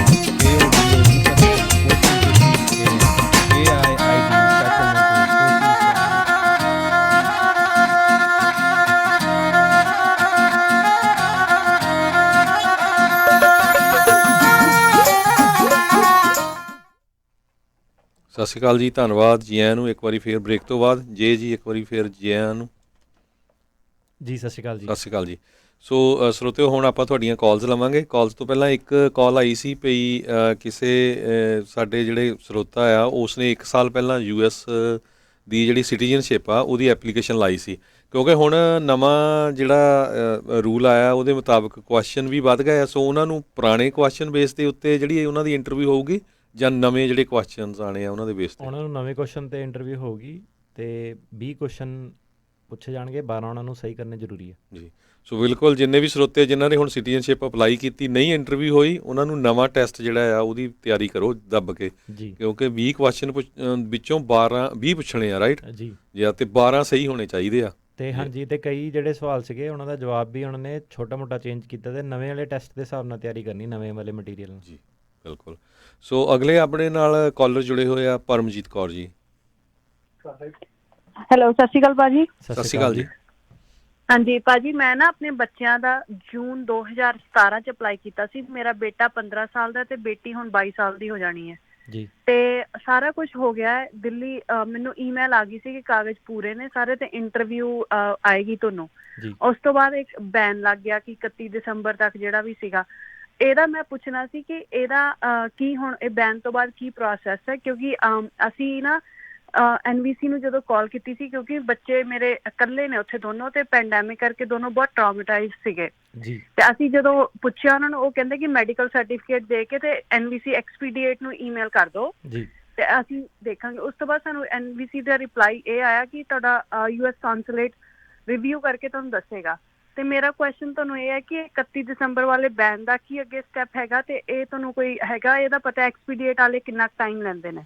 ਪਹਿਲਾਂ ਤਾਂ ਇਹ ਹੈ ਕਿ ਜਿੱਦਾਂ ਮਾਈਨਰ ਬੱਚੇ ਦਾ ਜ਼ਿਆਦਾ ਚਾਂਸ ਹੈ ਨਾ 21 ਸਾਲ ਤੋਂ ਥੱਲੇ ਵਾਲੇ ਦਾ, ਤੁਸੀਂ ਸਾਈਕ ਇਵੈਲੂਏਸ਼ਨ ਕਰਾਓ ਉੱਥੋਂ ਦੀ। ਡਾਕਟਰ ਦੀ ਲੈਟਰ ਨਹੀਂ ਚੱਲਣੀ, ਸਾਈਕ ਇਵੈਲੂਏਸ਼ਨ ਲਾਓ ਕਿ ਕੀ ਟਰਾਮਾ ਅਤੇ ਕੀ ਪ੍ਰੋਬਲਮ ਆ ਰਹੀਆਂ ਇਕੱਲੇ ਰਹਿ ਕੇ, ਹੈ ਨਾ। ਅਤੇ ਫਿਰ ਆਪਣਾ ਕੇਸ ਬਣਾ ਕੇ ਉਹਨਾਂ ਨੂੰ ਐਕਸਪਲੇਨ ਕਰੋ ਕਿ ਕੌਣ ਉਹਦਾ ਟੇਕ ਕੇਅਰ ਕਰਨ ਵਾਲਾ, ਕਿਉਂ ਉੱਥੇ ਉਹਨਾਂ ਦੀ ਟੇਕ ਕੇਅਰ ਨਹੀਂ ਹੋ ਸਕਦੀ, ਕਿ ਕਿਉਂ ਛੇਤੀ ਕੀਤਾ ਜਾਵੇ। ਜਿਹੜੀ ਦਸੰਬਰ ਦੀ ਗੱਲ ਕਰੀਏ ਤਾਂ ਇਹ ਸੀਗਾ CDC ਦੇ ਥੱਲੇ ਇਹਨਾਂ ਨੇ ਹੈਲਥ ਗਰਾਊਂਡਸ ਦੇ ਉੱਤੇ ਇਹਨਾਂ ਨੇ ਬੈਨ ਲਗਾਇਆ ਸੀਗਾ, ਹੈ ਨਾ।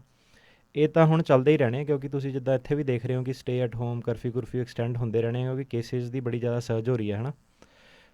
ਦੂਸਰੀ ਗੱਲ ਇਹ ਹੈ ਕਿ ਇੰਡੀਆ ਦੇ ਵਿੱਚ ਜੇ ਬੈਨ ਲਿਫਟ ਵੀ ਹੋ ਜਾਂਦੇ ਆ, ਇੰਡੀਆ ਦੇ ਵਿੱਚ ਕੇਸਿਸ ਬਹੁਤ ਜ਼ਿਆਦਾ, ਕੰਮ ਉਹਨਾਂ ਦਾ ਬਹੁਤ ਜ਼ਿਆਦਾ ਬੈਕਲੌਗਡ ਹੈ, ਪੈਂਡਿੰਗ ਹੈ। ਅਤੇ ਕੋਈ ਇੱਦਾਂ ਨਹੀਂ ਹੈਗਾ ਕਿ ਜਨਵਰੀ 1 ਨੂੰ ਉਹਨਾਂ ਨੇ ਸ਼ਟਰ ਖੋਲ੍ਹ ਦੇਣੇ ਅਤੇ ਬੜੀ ਸਪੀਡ ਨਾਲ ਕੇਸਿਸ ਡਿਸਾਈਡ ਹੋਣੇ ਸ਼ੁਰੂ ਹੋ ਜਾਣੇ ਨੇ। ਬਸ ਇਹ ਹੈ ਕਿ ਜਿਹੜੀ ਵੀਜ਼ੇ ਦੀ ਫਾਈਲ ਕਰਨ ਦੀ ਐਲੀਜੀਬਿਲਿਟੀ ਸੀ, ਉਹ ਜਿੱਦਾਂ ਕਈ ਵੀਜ਼ਾ ਹੁਣ ਤੁਸੀਂ ਅਪਲਾਈ ਨਹੀਂ ਕਰ ਸਕਦੇ ਸੀਗੇ, H1 ਹੋ ਗਿਆ, ਸਰਟਨ ਵੀਜ਼ਾਸ ਤੁਸੀਂ ਨਹੀਂ ਅਪਲਾਈ ਕਰ ਸਕਦੇ ਸੀਗੇ। ਜਿਹੜੀ ਦਸੰਬਰ 31 ਦੀ ਡੈਡਲਾਈਨ ਹੈ, ਉਹ ਸਿਰਫ ਇਹ ਹੈ ਕਿ ਜਨਵਰੀ 1 ਨੂੰ ਉਹ ਕਹਿੰਦੇ ਕਿ ਤੁਸੀਂ ਨੋਰਮਲ ਜਿੱਦਾਂ ਟੂਰਿਸਟ ਵੀਜ਼ਾ ਵਗੈਰਾ ਇਹ ਅਪਲਾਈ ਕਰ ਸਕੋਗੇ। ਪਰ ਇਹ ਜਿਹੜਾ ਬੈਨ ਹੈ ਇਹ ਫਿਰ ਦੁਬਾਰਾ 30 ਦਿਨ ਲਈ ਐਕਸਟੈਂਡ ਕੀਤਾ ਜਾ ਸਕਦਾ ਹੈ। ਅਤੇ ਆਲਮੋਸਟ ਸਰਟਨ ਹੀ ਹੈ ਕਿ ਟਰੰਪ ਹੁਣੀ ਇਹਨੂੰ ਜਾਂਦੇ ਜਾਂਦੇ ਵੀ ਉਹ ਇਹਨੂੰ ਹੋਰ ਘੱਟੋ ਘੱਟ ਜਿੰਨੀ ਉਹਨਾਂ ਦੀ ਪਾਵਰ ਦੇ ਵਿੱਚ ਹੈਗਾ ਜਨਵਰੀ ਐਂਡ ਤੱਕ ਐਕਸਟੈਂਡ ਕਰਕੇ ਹੀ ਜਾਊਗੇ। ਜੀ ਧੰਨਵਾਦ। ਸੋ ਜਿੰਨੇ ਵੀ ਸਾਡੇ ਸਰੋਤੇ ਆ, ਕਾਲਸ ਬਹੁਤ ਆ ਰਹੀਆਂ, ਪਲੀਜ਼ ਜਦੋਂ ਤੁਸੀਂ ਕਾਲ ਕਰਦੇ ਆ ਸਤਿ ਸ਼੍ਰੀ ਅਕਾਲ ਕਰਨ ਦੀ ਕੋਈ ਜ਼ਰੂਰਤ ਨਹੀਂ, ਆਪਾਂ ਸਾਰਿਆਂ ਦੀ ਸਤਿ ਸ਼੍ਰੀ ਅਕਾਲ ਐਕਸੈਪਟ ਕਰ ਲੈਂਦੇ ਹਾਂ ਅਤੇ ਸਿੱਧਾ ਹੀ ਕੁਐਸਚਨ ਪੁੱਛਿਓ। ਅਤੇ ਸਾਡੇ ਅਗਲੇ ਕਾਲਰ ਆ ਸਰਵਣ ਸਿੰਘ ਜੀ। ਹੈਲੋ ਜੀ ਹਾਂਜੀ ਭਾਜੀ, ਮੈਂ ਨਾ 2013 ਚ ਆਇਆ ਸੀ ਇੱਥੇ ਅਮਰੀਕਾ ਜੀ, ਤੇ ਮੇਰਾ ਸਾਲਮ ਦਾ ਕੇਸ ਸੀ ਉਹ ਡਿਨਾਈਡ ਹੋ ਗਿਆ ਜੀ, ਤੇ ਉਸ ਤੋਂ ਬਾਅਦ ਅਪੀਲਾਂ ਸੀ ਜਿਹੜੀਆਂ ਸੈਕਿੰਡ ਸਰਵਿਸ ਤੇ ਵੀ ਸਾਰੀਆਂ ਡਿਨਾਈਡ ਹੋ ਗਈਆਂ ਭਾਜੀ। ਜੀ। ਤੇ ਉਸ ਤੋਂ ਬਾਅਦ ਮੈਂ ਕੇਸ ਲਾਇਆ ਸੀ ਮੈਰਿਜ ਦਾ ਜੀ। ਤੇ ਉਹਦਾ ਅਪਰੂਵਲ ਲੈਟਰ ਆ ਗਿਆ ਭਾਜੀ ਕਿ ਇਹਦੇ ਵਿੱਚ ਜਿਹੜੀ ਮੇਰੀ ਪਹਿਲੇ ਦੀ ਡੈਪੂਟੇਸ਼ਨ ਹੈ ਮੈਨੂੰ ਕੋਈ ਖਤਰਾ ਤਾਂ ਨਹੀਂ ਹੈ ਕਹਿੰਦੇ। ਜਿਹੜਾ ਭਾਜੀ ਤੁਸੀਂ 2 ਨੰਬਰ 'ਚ ਆਏ ਸੀਗੇ? ਜੀ ਭਾਜੀ ਬਾਰਡਰ ਟੱਪ ਕੇ ਆਈ, ਪਰ ਭਾਜੀ ਮੈਨੂੰ I-94 ਮਿਲਿਆ ਸੀ, ਉਹਦੇ ਤੇ ਲਿਖਿਆ ਸੀ ਏਲੀਅਨ ਅਰਾਈਵ। ਜੇ ਭਾਜੀ ਤੁਹਾਨੂੰ ਤੁਹਾਡਾ ਜਿਹੜਾ ਕੇਸ ਆ ਉਹ ਡਿਨਾਈ ਕਿੱਦਾਂ ਹੋਇਆ ਸੀਗਾ? ਜੀ ਸਰ ਜੀ, ਮੇਰਾ ਸਾਲਮ ਨਹੀਂ, ਉਹਦੇ ਵਿੱਚ ਤੁਸੀਂ ਕੀ ਮਤਲਬ ਸਟੇਟਮੈਂਟ ਇਨਕਨਸਿਸਟੈਂਟ ਹੋ ਗਈ ਸੀਗੀ, ਗਰਾਊਂਡ ਕੀ ਸੀਗੀ, ਕਿ ਬਿਆਨ ਵੀ ਗਲਤ ਹੋ ਗਏ ਸੀਗੇ? ਜੀ ਸਰ, ਪਹਿਲਾਂ ਮੇਰੇ ਬਾਰਡਰ ਤੇ ਬਿਆਨ ਹੋਏ ਸੀ, ਫਿਰ ਕੈਂਪ 'ਚ, ਫਿਰ ਤੀਸਰੀ ਵਾਰ ਬਾਹਰ ਇੰਟਰਵਿਊ। ਜਿਹੜੇ ਮੇਰੇ ਬਾਰਡਰ ਤੇ ਬਿਆਨ ਤੇ ਕੈਂਪਾਂ 'ਚ ਬਹੁਤ ਫਰਕ ਸੀ, ਇਸ ਕਰਕੇ ਜੱਜ ਨੇ ਡਿਨਾਈਡ ਕਰਤਾ ਸੀ। ਹਾਂਜੀ, ਤੁਹਾਨੂੰ ਰਿਮੂਵਲ ਆਰਡਰ ਦੀ ਤਾਂ ਟੇਕ ਕੇਅਰ ਕਰਨੀ ਪੈਣੀ ਹੈ। ਤੁਸੀਂ ਨਾ ਸਾਨੂੰ ਜੀ, ਉਸ ਤੋਂ ਸੈਪਰੇਟਲੀ ਬਾਅਦ ਕੰਟੈਕਟ ਮੈਂ ਕਰੋ, appeal ਲੰਬਾ ਟੌਪਿਕ ਹੈ ਤੁਹਾਡਾ ਥੋੜ੍ਹਾ, ਅਤੇ ਸਿੱਧੇ ਤੁਸੀਂ ਐਡਜਸਟਮੈਂਟ ਨਹੀਂ ਫਾਈਲ ਕਰ। ਜਿਹੜਾ ਮੈਰਿਜ ਦਾ ਕੇਸ ਹੈ ਭਾਜੀ, ਉਹਦਾ ਅਪਰੂਵਲ ਲੈਟਰ ਆ ਗਿਆ ਤੇ ਮੈਨੂੰ ਜਿਹੜਾ ਡੈਪੂਟੇਸ਼ਨ ਦਾ ਕੋਈ ਖਤਰਾ ਤੇ ਨਹੀਂ ਹੈਗਾ ਇਹਦੇ 'ਚ ਮਾਡਲ ਕਨਫਰਮ ਕਰਨਾ। ਤੁਸੀਂ ਡੈਪੂਟੇਸ਼ਨ ਦਾ ਤਾਂ ਖਤਰਾ ਹੈਗਾ ਹੀ ਆਫ ਕੋਰਸ, ਕਿਉਂਕਿ ਰਿਮੂਵਲ ਆਰਡਰ ਲੱਗਿਆ ਹੋਇਆ ਤੁਹਾਡੇ ਖਿਲਾਫ, ਅਤੇ ਰਿਮੂਵਲ ਆਰਡਰ ਨਾਲ ਤੁਹਾਨੂੰ ਡੀਲ ਕਰਨਾ ਪੈਣਾ। 212 ਤੁਹਾਨੂੰ ਵੇਵਰ ਫਾਈਲ ਕਰਨਾ ਪੈਣਾ ਬੇਸਿਕਲੀ, ਅਤੇ ਮਿਸ ਰੈਪਰੈਜ਼ੈਂਟੇਸ਼ਨ ਦਾ ਵੀ ਤੁਹਾਡਾ ਮੁੱਦਾ, ਉਹਦਾ ਵੀ ਤੁਹਾਨੂੰ ਵੇਵਰ ਫਾਈਲ ਕਰਨਾ ਪੈਣਾ। ਸਰ ਜੀ, ਮੈਨੂੰ ਕਿਸੇ ਵਕੀਲ ਨੇ ਕਿਹਾ ਜੀ ਜਿਹੜੀ ਏਲੀਅਨ ਅਰਾਈਵਲ ਜਿਹੜੀ ਐਂਟਰੀ ਹੈਗੀ ਹੈ I-94, ਇਹਦੇ ਕਰਕੇ ਉਹ ਜਿਹੜੀ ਡੈਪੂਟੇਸ਼ਨ ਕੋਈ ਕੰਮ ਨਹੀਂ ਕਰਦੀ, ਇੱਦਾਂ ਹੀ ਗ੍ਰੀਨ ਕਾਰਡ ਆ ਜਾਏਗਾ। ਨਹੀਂ, ਤੁਹਾਡੇ ਨਹੀਂ, ਇੱਦਾਂ ਨਹੀਂ ਹੈਗਾ। ਇੱਦਾਂ ਥੋੜ੍ਹਾ ਨਾ ਹੁਣ ਕਿ ਬੰਦਾ ਜਾ ਕੇ ਤੁਸੀਂ ਕਰ ਲਿਆ, ਇਮੀਗ੍ਰੇਸ਼ਨ ਕਹਿੰਦੀ ਕਿ ਤੁਸੀਂ ਝੂਠ ਬੋਲਦੇ ਹੋ, ਜਾਂ ਉਹਨਾਂ ਨੇ ਕਿਹਾ ਕਿ ਤੁਹਾਡੇ ਇਨਕਨਸਿਸਟੈਂਸੀਜ਼ ਹੈ, ਫਿਰ ਤਾਂ ਮੈਂ ਕਿਹਾ ਪ੍ਰੋਸੈਸ ਦਾ ਕੋਈ ਫਾਇਦਾ ਨਹੀਂ ਨਾ। ਫਿਰ ਤਾਂ ਮੈਂ ਕਿਹਾ ਕੋਈ ਵੀ ਵਿਆਹ ਕਰਾ ਕੇ ਹੋ ਜਾਵੇ, ਫਿਰ ਤਾਂ ਮੈਂ ਕਿਹਾ ਜੋ ਮਰਜ਼ੀ ਕਹੀ ਜਾਵੇ ਬੰਦਾ, ਤੁਹਾਨੂੰ ਵੇਵਰਸ ਫਾਈਲ ਕਰਨੇ ਪੈਣੇ ਨੇ। ਤੁਸੀਂ ਵਕੀਲ ਨਾਲ ਦੁਬਾਰਾ ਗੱਲ ਕਰੋ, ਉਹਨੂੰ ਇਹ ਦੱਸੋ ਕਿ ਜਿਹੜਾ ਮੇਰਾ ਡਿਨਾਇਲ ਹੋਇਆ ਸੀਗਾ ਉਹ ਇਸ ਰੀਜ਼ਨ ਕਰਕੇ ਹੋਇਆ ਸੀਗਾ। ਧੰਨਵਾਦ ਜੀ। ਅਤੇ ਜਿੰਨੇ ਵੀ ਸਾਡੇ ਸਰੋਤੇ ਆ ਸੁਣ ਰਹੇ, ਪਲੀਜ਼ ਜੇ ਕੋਈ ਕੁਐਸਚਨ ਹੋਇਆ, ਆਪਾਂ ਉਹਨਾਂ ਨੂੰ ਮਿਲਣਾ ਵੀ ਹੋਇਆ ਜੇ ਉਹਨਾਂ ਨੂੰ, ਅਤੇ ਤੁਸੀਂ ਕਾਲ ਕਰ ਸਕਦੇ ਹੋ 415-909-0503। ਉਹਨਾਂ ਦੇ ਆਫਿਸ ਦੇ ਵਿੱਚ ਜਦੋਂ ਸ਼ੋਅ ਖਤਮ ਹੋ ਗਿਆ ਉਹ ਤੋਂ ਬਾਅਦ ਕਾਲ ਕਰ ਲਿਓ। ਅਤੇ ਆਪਾਂ ਅਗਲੇ ਕਾਲਰ ਲੈਂਦੇ ਹਾਂ ਸੁਖਵਿੰਦਰ ਸਿੰਘ ਜੀ। ਸਤਿ ਸ਼੍ਰੀ ਅਕਾਲ ਜੀ ਜੈ ਭਾਜੀ, ਮੈਂ ਨਾ 2015 ਚ ਆਇਆ ਸੀਗਾ ਤੇ ਮੇਰੀ ਇੰਟਰਵਿਊ ਹੋ ਗਈ ਉੱਥੇ ਬਾਰਡਰ ਤੇ ਵੀ ਹੋ ਗਈ ਸੀ, ਤੇ ਉਸ ਤੋਂ ਬਾਅਦ ਮੇਰੀ ਇੰਟਰਵਿਊ ਇੱਥੇ ਸੈਲਮ ਦੀ ਨਿਊਯਾਰਕ ਕੋਰਟ ਵਿੱਚ ਹੋਈ ਸੀ 2017 ਫਰਵਰੀ ਦੀ। ਉਸ ਤੋਂ ਬਾਅਦ ਜੱਜ ਨੇ ਮੇਰਾ ਕੇਸ ਇੰਟਰਵਿਊ ਕਰਕੇ ਤੇ ਡਿਸੀਜ਼ਨ ਨਹੀਂ ਸੀ ਦਿੱਤਾ। ਡਿਸੀਜ਼ਨ ਉਹਨਾਂ ਨੈਕਸਟ ਡੇਟ ਤੇ ਪਾਤਾ। ਉਹ ਸਰਕਾਰੀ ਵਕੀਲ ਕਹਿੰਦੀ ਮੈਂ ਤੁਹਾਡੀ ਫਾਈਲ ਨਹੀਂ ਪੜ੍ਹੀ ਹੈਗੀ, ਨਵੀਂ ਆਈ ਸੀ ਉਦੋਂ ਉਸ ਕੇਸ ਵਿੱਚ, ਤੇ ਕਹਿੰਦੀ ਮੈਂ ਫਾਈਲ ਪੜ੍ਹ ਕੇ ਫਿਰ ਡਿਸੀਜ਼ਨ ਦੇਵਾਂਗੇ ਤੁਹਾਨੂੰ। ਤੇ ਮੇਰੀਆਂ 3 ਤਰੀਕਾਂ ਬੋਲਦੀਆਂ ਰਹੀਆਂ ਸਿਸਟਮ ਵਿੱਚ ਵੀ ਆਹ ਤਰੀਕ ਨੂੰ ਤੁਹਾਡੇ ਡਿਸੀਜ਼ਨ ਡੇਟ ਜਦੋਂ ਵੀ ਚਾਹੀਦਾ ਸੀ ਤੇ ਉਹ ਡੇਟ ਗਾਂ ਕਰ ਦਿੰਦੇ ਸੀਗੇ।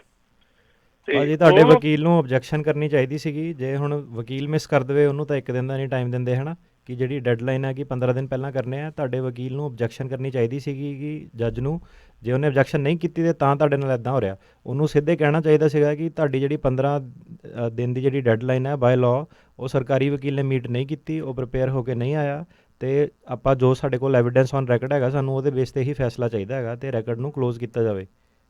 ਅਤੇ ਇਹ ਹੁਣ ਪਤਾ ਨਹੀਂ ਤੁਸੀਂ ਜਿੱਦਾਂ ਦੱਸ ਰਹੇ ਹੋ ਕਿ ਪੜ੍ਹ ਕੇ ਨਹੀਂ ਆਈ ਸੀਗੀ, ਤਿਆਰ ਨਹੀਂ ਕਰਕੇ ਆਈ ਸੀਗੀ, ਇਹ ਤਾਂ ਹੁਣ ਤੁਹਾਡੇ ਵਕੀਲ 'ਤੇ ਆ ਜਾਂਦਾ ਕਿ ਉਹਨੇ ਓਬਜੈਕਸ਼ਨ ਕਿਉਂ ਨਹੀਂ ਕੀਤੀ ਉਦੋਂ। ਕਿਉਂਕਿ ਜੇ ਆਪਾਂ ਨਹੀਂ ਹੁਣ ਤਿਆਰ ਹੋ ਕੇ ਜਾਈਏ, ਸਾਨੂੰ ਤਾਂ ਉਹੀ ਕਹਿੰਦੇ ਨਾ ਕਿ ਆਪਾਂ ਤਾਂ ਇਸੇ ਬੇਸ 'ਤੇ ਡਿਸੀਜਨ ਦੇਣਾ ਅਤੇ ਅੱਗੇ ਬੋਰਡ ਨੂੰ ਰੈਫਰ ਕਰ ਦੇਣਾ। ਤੁਹਾਡੇ ਵਕੀਲ ਨੂੰ ਓਬਜੈਕਸ਼ਨ ਕਰਨੀ ਚਾਹੀਦੀ ਸੀ, ਰੈਕਡ ਕਲੋਜ਼ ਕਰਨਾ ਚਾਹੀਦਾ ਸੀਗਾ, ਅਤੇ ਜੇ ਫਿਰ ਜੱਜ ਤੁਹਾਡੇ ਖਿਲਾਫ ਡਿਸੀਜਨ ਦਿੰਦਾ, ਤੁਹਾਨੂੰ ਬੋਰਡ ਆਫ ਇਮੀਗ੍ਰੇਸ਼ਨ 'ਤੇ ਅਪੀਲ ਕਰਾ ਕੇ ਇਸੇ ਟੈਕਨੀਕਲ ਗਰਾਊਂਡ 'ਤੇ ਰਿਵਰਸ ਕਰਾਉਣਾ ਚਾਹੀਦਾ ਸੀਗਾ। ਧੰਨਵਾਦ ਜੀ। ਅਤੇ ਅਗਲੇ ਕਾਲਰ ਲਈਏ ਇੰਦਰਜੀਤ ਸਿੰਘ। ਇੰਦਰਜੀਤ ਸਿੰਘ ਜੀ, ਹਾਂਜੀ ਬਾਈ ਸਤਿ ਸ਼੍ਰੀ ਅਕਾਲ ਜੀ। ਸਤਿ ਸ਼੍ਰੀ ਅਕਾਲ ਜੀ। ਮੇਰਾ ਬਾਈ ਕੁਐਸਚਨ ਇਹ ਹੈ ਵੀ ਮੇਰਾ ਇੱਕ ਦੋਸਤ ਆਇਆ ਸੀਗਾ ਮਾਰਚ 7-20 ਨੂੰ ਇੰਡੀਆ ਤੋਂ USA, ਉਹਦੇ ਕੋਲ 10 ਸਾਲ ਦਾ ਵੀਜ਼ਾ ਹੈ। ਹਾਂਜੀ। ਤੇ ਉਹ ਹੁਣ ਨਾ ਜਨਵਰੀ 'ਚ ਉਹਦੀ ਓਵਰਸਟੇ ਹੋ ਗਈ, ਕਰੋਨਾ ਕਰਕੇ ਗਏ ਨਹੀਂ। ਉਹ ਹੁਣ ਜਨਵਰੀ 'ਚ ਵਾਪਸ ਜਾਣਾ ਚਾਹੁੰਦੇ, ਉਹਨੂੰ ਜਾਣ ਲੱਗੇ ਕੋਈ ਪ੍ਰੋਬਲਮ ਤਾਂ ਨਹੀਂ ਆਊ? ਉਹਨੇ ਐਕਸਟੈਂਸ਼ਨ ਫਾਈਲ ਕੀਤੀ ਸੀਗੀ? ਨਹੀਂ ਕੀਤੀ ਨਹੀਂ ਮੇਰੇ ਖਿਆਲ ਜੀ। ਤੇ 6 ਮਹੀਨੇ ਤੋਂ ਓਵਰਸਟੇ ਹੋ ਗਿਆ ਨਾ। ਹੈਲੋ। ਹਾਂਜੀ ਹਾਂਜੀ 6 ਮਹੀਨੇ ਤੋਂ ਉੱਪਰ ਹੋ ਗਿਆ ਜੀ ਉਹਨਾਂ ਨੂੰ। ਹਾਂਜੀ, ਜਾਣ ਲੱਗੇ ਤਾਂ ਕੋਈ ਪ੍ਰੋਬਲਮ ਨਹੀਂ ਆਣੀ, ਇੰਡੀਆ ਦਾ ਸਿਟੀਜ਼ਨ ਆ, ਪਾਸਪੋਰਟ ਲੈ ਕੇ ਜਾ ਸਕਦਾ ਹੈ। ਆਉਣ ਲੱਗੇ ਜ਼ਰੂਰ ਪ੍ਰੋਬਲਮ ਆਣੀ, ਅਗਲੀ ਵਾਰੀ ਆਊਗਾ। ਉਹ ਕਹਿੰਦੇ ਅਸੀਂ ਆਉਣਾ ਨਹੀਂ ਵਾਪਸ। ਹਾਂ ਫਿਰ ਤਾਂ ਕੋਈ ਚੱਕਰ ਨਹੀਂ। ਚਲੋ ਠੀਕ ਹੈ ਜੀ। ਠੀਕ ਹੈ ਜੀ। ਤੇ ਅਗਲੇ ਕਾਲਰ ਆਪਾਂ ਲੈਂਦੇ ਆ ਰਵਿੰਦਰ ਸਿੰਘ ਜੀ। ਹਾਂਜੀ ਸਤਿ ਸ਼੍ਰੀ ਅਕਾਲ ਭਾਜੀ। ਸਤਿ ਸ਼੍ਰੀ ਅਕਾਲ ਜੀ। ਭਾਜੀ ਮੇਰਾ ਕੁਐਸਚਨ ਹੈ ਜੀ, ਜਿੱਦਾਂ ਮੇਰਾ ਅਸਾਈਲਮ ਦਾ ਕੇਸ ਲੱਗਾ ਹੋਇਆ ਜੀ 2014 ਦਾ, ਤੇ ਮੈਂ ਇੰਡੀਆਨਾ ਵੈਸੇ ਰਹਿੰਦਾ ਹਨਾ, ਤੇ ਮੇਰਾ ਕੇਸ ਆ ਨਿਊਯਾਰਕ, ਤੇ ਮੈਨੂੰ ਉਧਰ ਮੂਵ ਹੋਣਾ ਚਾਹੀਦਾ ਜੀ ਜੇ ਮੇਰਾ ਅਗਲੇ ਸਾਲ ਫਾਈਨਲ ਹੈ ਜੀ 2021 ਚ ਲਾਸਟ ਵਿੱਚ। ਤੁਸੀਂ ਇੰਡੀਆਨਾ ਰਹਿੰਦੇ ਹੋ, ਕੇਸ ਲੱਗਿਆ ਨਿਊਯਾਰਕ ਤੁਹਾਡਾ? ਹੈਲੋ। ਮੇਰੇ ਖਿਆਲ ਨਾਲ ਕਾਲ ਕੱਟ ਹੋ ਗਈ। ਸੋ ਇਹ ਕੁਐਸਚਨ ਜੀ ਬਹੁਤ ਆਪਾਂ ਨੂੰ ਵੀ ਕਾਲਸ ਆਉਂਦੀਆਂ ਕੀ ਆ ਵੀ ਕਿਸੇ ਦਾ ਕੇਸ ਨਿਊਯਾਰਕ 'ਚ ਲੱਗਾ ਆ ਪਰ ਬੰਦਾ ਰਹਿੰਦਾ ਇੱਥੇ ਹੀ ਆ, ਤੇ ਜਾਂ ਕਿਸੇ ਦਾ ਕੈਲੀਫੋਰਨੀਆ 'ਚ ਲੱਗਾ ਆ ਬੰਦਾ ਰਹਿੰਦਾ ਨਿਊਯਾਰਕ ਦੇ ਵਿੱਚ ਆ। ਸੋ ਉਹ ਇਹ ਮੇਰੇ ਖਿਆਲ ਨਾਲ ਤਾਂ ਨਹੀਂ, ਇਹ ਜਿਹੜਾ ਇਹ ਬੜੀ ਸੀਰੀਅਸਲੀ ਲੈਂਦੇ ਨੇ ਕੋਰਟ ਇਹਨੂੰ, ਤੁਹਾਨੂੰ ਪੁੱਛਦੇ ਨੇ ਜਦੋਂ ਤੁਹਾਡਾ ਸ਼ੁਰੂ ਹੁੰਦਾ ਪਹਿਲਾਂ ਹੀ ਗੱਲ ਪੁੱਛਦੇ ਨੇ ਕਿ ਕੀ ਤੁਹਾਡਾ ਐਡਰੈਸ ਹੈਗਾ। ਸਭ ਤੋਂ ਪਹਿਲੇ ਸੈਟ ਕੁਐਸਚਨ 'ਚ ਇਹੀ ਹੁੰਦਾ। ਜੇ ਤੁਸੀਂ ਨਿਊਯਾਰਕ ਰਹਿੰਦੇ ਹੋ ਤੁਹਾਡਾ ਕੇਸ ਨਿਊਯਾਰਕ ਲੱਗਣਾ ਚਾਹੀਦਾ, ਜੇ ਤੁਸੀਂ ਇੰਡੀਆਨਾ ਰਹਿੰਦੇ ਹੋ ਤੁਹਾਡਾ ਕੇਸ ਇੰਡੀਆਨਾ ਮੂਵ ਹੋਣਾ ਚਾਹੀਦਾ ਹੈ। ਜੇ ਕੋਰਟ ਨੂੰ ਇਹ ਪਤਾ ਲੱਗ ਜਾਂਦਾ ਹੈ ਕਿ ਤੁਸੀਂ ਝੂਠ ਬੋਲ ਰਹੇ ਹੋ, ਤੁਹਾਡੇ ਲਈ ਕਾਫੀ ਤੁਹਾਡੀ ਕ੍ਰੈਡੀਬਿਲਿਟੀ 'ਤੇ ਗੱਲ ਆ ਜਾਊਗੀ। ਜੇ ਉਹਨਾਂ ਨੂੰ ਪਤਾ ਲੱਗ ਜਾਂਦਾ ਇੱਦਾਂ, ਤੇ ਜਿੱਦਾਂ ਮੇਨ ਆਪਾਂ ਦੇਖਦੇ ਹਾਂ ਕਿ ਸਭ ਤੋਂ ਜ਼ਿਆਦਾ ਪ੍ਰੋਬਲਮ ਕੀ ਹੁੰਦੀ ਹੈ ਕਿ ਕਮਰਸ਼ੀਅਲ ਡਰਾਈਵਰ ਲਾਇਸੈਂਸ ਵਗੈਰਾ ਲਿੱਤੇ ਹੁੰਦੇ ਨੇ ਜਾਂ ਦੂਜੇ, ਉਹ ਲਾਇਸੈਂਸ ਚੇਂਜ ਨਹੀਂ ਕਰਾਉਂਦੇ, ਜਾਂ ਕਿਸੇ ਦਾ ਜਿੱਦਾਂ ਹੁਣ DMV ਦੀ ਵੀ ਆਪਣੀ ਰਿਕੁਆਇਰਮੈਂਟਸ ਹੈ ਕਿ ਤੁਸੀਂ ਚੇਂਜ ਕਰਾਓ ਆਪਣਾ ਐਡਰੈਸ। ਨਾਰਮਲ ਲਾਇਸੈਂਸ ਵੀ ਜਿਹੜਾ ਹੈਗਾ, ਕਈ ਈਵਨ ਜੌਬਸ ਕਰ ਰਹੇ ਹੁੰਦੇ ਨੇ 1099 ਤੇ W2 ਤੇ, ਤੇ ਇੱਦਾਂ ਹੀ ਸਟੇਟ ਦੀਆਂ ਵੀ ਰਿਕੁਆਇਰਮੈਂਟ ਹੈ ਕਿ ਜਿਹੜੀ ਸਟੇਟ ਤੁਸੀਂ ਰਹਿੰਦੇ ਹੋ ਉੱਥੇ ਤੁਸੀਂ ਟੈਕਸ ਭਰਨੇ ਨੇ। ਤੇ ਤੁਹਾਡਾ ਫਿਰ 2 ਲੈਵਲ ਤੇ ਫਰਾਡ ਆ ਜਾਂਦਾ, ਇੱਕ ਤੁਸੀਂ ਇਮੀਗ੍ਰੇਸ਼ਨ ਨਾਲ ਪੰਗਾ ਲੈ ਰਹੇ ਹੋ, ਇੱਕ ਤੁਸੀਂ IRS ਨਾਲ ਪੰਗਾ ਲੈ ਰਹੇ ਹੋ। ਹੁਣ ਜਿੱਦਾਂ ਤੁਸੀਂ ਕੈਲੀਫੋਰਨੀਆ ਦਾ ਜ਼ਿਆਦਾ ਟੈਕਸ ਹੈ, ਕਈਆਂ ਦਾ ਸਟੇਟ ਟੈਕਸ ਨਹੀਂ ਹੈਗਾ, ਤੇ ਉਹ ਫਿਰ ਹਰ ਇੱਕ ਸਟੇਟ ਦੀ ਆਪਣੀ ਆਪਣੀ ਰਿਕੁਆਇਰਮੈਂਟ ਹੈ। ਤੁਸੀਂ ਐਡਰੈਸ ਆਪਣਾ ਬਿਲਕੁਲ ਅਪਡੇਟ ਰੱਖੋ ਤੇ ਉੱਥੇ ਮੂਵ ਕਰਾਓਗੇ ਸਭ। ਸੋ ਬਿਲਕੁਲ ਇਹ ਮੈਂ ਤੁਹਾਨੂੰ ਕੁਐਸਚਨ ਤਾਂ ਪੁੱਛਿਆ ਕਿਉਂਕਿ ਮੇਰੇ ਵੀ ਇੰਸ਼ੋਰੈਂਸ ਆਫਿਸ 'ਚ ਬਹੁਤ ਕਾਲਸ ਆਉਂਦੀਆਂ ਵੀ ਭਾਜੀ ਇੰਸ਼ੋਰੈਂਸ ਕਰ ਦਿਓ, ਮੈਂ ਕੈਲੀਫੋਰਨੀਆ ਰਹਿਣਾ। ਜਦੋਂ ਮੈਂ ਕਿਹਾ ID ਨਿਊਯਾਰਕ ਦੀ, ਤੇ ਮੈਂ ਕਿਹਾ ਵੀ ਇਹ ਤਾਂ ਤੁਸੀਂ ਟੈਕਸ ਕਿੱਥੇ ਭਰਨਾ? ਕਹਿੰਦੇ ਉੱਥੇ। ਮੈਂ ਕੱਲ੍ਹ ਨੂੰ ਜੇ ਇੰਟਰਵਿਊ ਹੋਈ ਤੁਹਾਤੋਂ ਨਹੀਂ ਮੈਡੀਕਲ ਇੰਸ਼ੋਰੈਂਸ ਦਾ ਜਾਂ ਕੋਈ ਪ੍ਰੂਫ ਮੰਗ ਲਿਆ, ਤੁਹਾਡੇ ਉੱਥੇ ਸ਼ੋਅ ਹੋਣਾ ਕੈਲੀਫੋਰਨੀਆ ਦਾ, ਤਾਂ ਸ਼ਰੇਆਮ ਉਹ ਨਹੀਂ ਕਹਿਣਾ ਵੀ ਆਹ ਤੁਸੀਂ ਰੋਂਗ ਆ ਨਾ। ਹਾਂਜੀ ਜੀ। ਸੋ ਅਗਲੇ ਕਾਲਰ ਜਿਹੜੇ ਆ ਆਪਾਂ ਲੈਂਦੇ ਆ ਜਸਵੀਰ ਸਿੰਘ ਜੀ। ਜਸਵੀਰ ਜੀ ਹੈਲੋ।